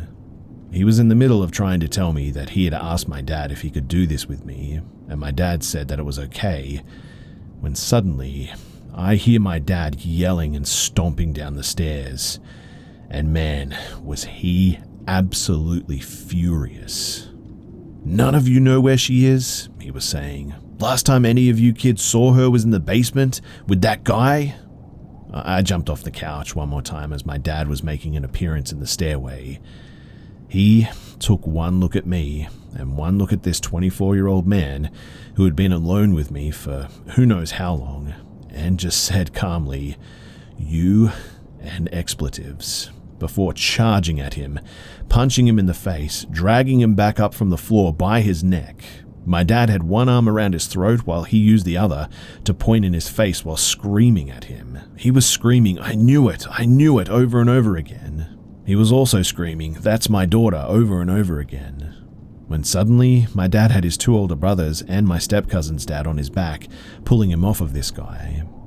I remember that they ended up ripping my dad's shirt off of him because my dad just wouldn't let go, and he wouldn't stop screaming that he was going to kill him.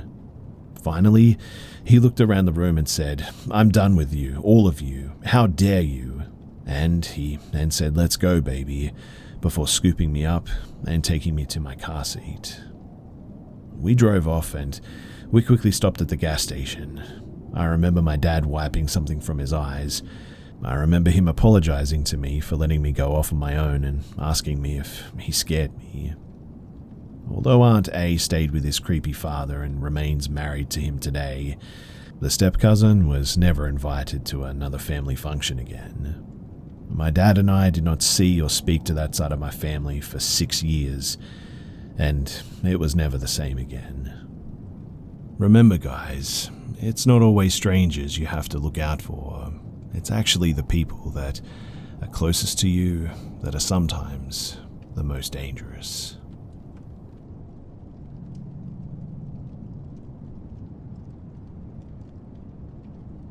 Several years ago, a friend and I went on a multi-day hiking trip during winter. While preparing for the trip, I found a forum dedicated to the trail that we'd be hiking and several threads about people going missing on it. Most of the members blamed the hikers themselves, saying they were most likely inexperienced would-be adventurers who had went off trail and gotten lost. There was one old man on the forum who claimed that he completed the trail once a year for the past 50 or so years, and he believed that there was something more sinister behind these disappearances. Naturally, the other members laughed at him. We set off before sunrise to get as many miles in as possible on the first day. That entire day, we only met one other person, a friendly middle-aged man who lived somewhat locally. He seemed impressed, though, that we were taking on the trail in winter, and even invited us to camp near his property, but we declined and pressed on. But that night, we were surprised by some pretty dangerous terrain around the edge of a lake and took the decision to sleep in our bivvy sacks under an overhanging rock. Not exactly ideal camping conditions, but given the potential hazards, we felt that this was the smartest choice. Now, I don't sleep well at the best of times in a bivvy sack, and if you've ever been zipped into one, you'll know how claustrophobic it can feel.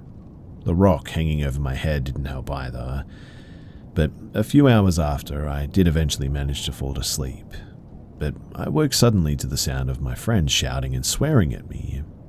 I popped my head out of my bivvy and saw that he was still sipped inside of his and had somehow gotten off the relatively level ground that we had been sleeping on and was slowly sliding down towards the lake. I quickly got up and dragged him, with great effort, back up to the level ground. He was absolutely furious with me, claiming that he'd felt me drag him, but soon calmed down and accepted that he'd most likely roll over repeatedly in his sleep. We didn't go back to sleep that night, and instead had some coffee and breakfast while waiting for the sun to come up. When we did set off, it started to rain heavily and didn't stop for almost the whole day. I was also having some trouble with an old injury in my leg, which slowed us down considerably. The sun seemed to disappear rather suddenly near the top of a deceptively steep hill as well, so we set up camp there, and then, this time, in a tent. After the rough couple of days, we were grateful to be inside of a tent, and the ground underneath us was actually not too bad as well. We talked and joked about the trip so far, and for some reason I remember my friend expressing his disappointment that he'd forgotten to pack his iPad, and then we tried to sleep. Soon after, though, I began to hear what sounded like human footsteps. I thought to myself, surely there isn't anybody else out here climbing this hill at night. The sound continued, and the more intently I listened, the more I became certain of what I was hearing. I poked my head out of the tent, and the sound suddenly stopped. I got out to pee, and I looked around, but there wasn't a soul in sight. Shortly after getting back into my sleeping bag, the footsteps started again, but this time they started circling our tent. By this point, I must admit that I was pretty frightened, and I asked my friend, "Are you hearing this?" And he responded, "Yes, I am," knowing that he'd been hearing them the entire time, and sounded as freaked out as I did. It genuinely terrified me. We got out of the tent again, and asked if anybody was there, but again, there was no one around, and the sound had stopped instantly.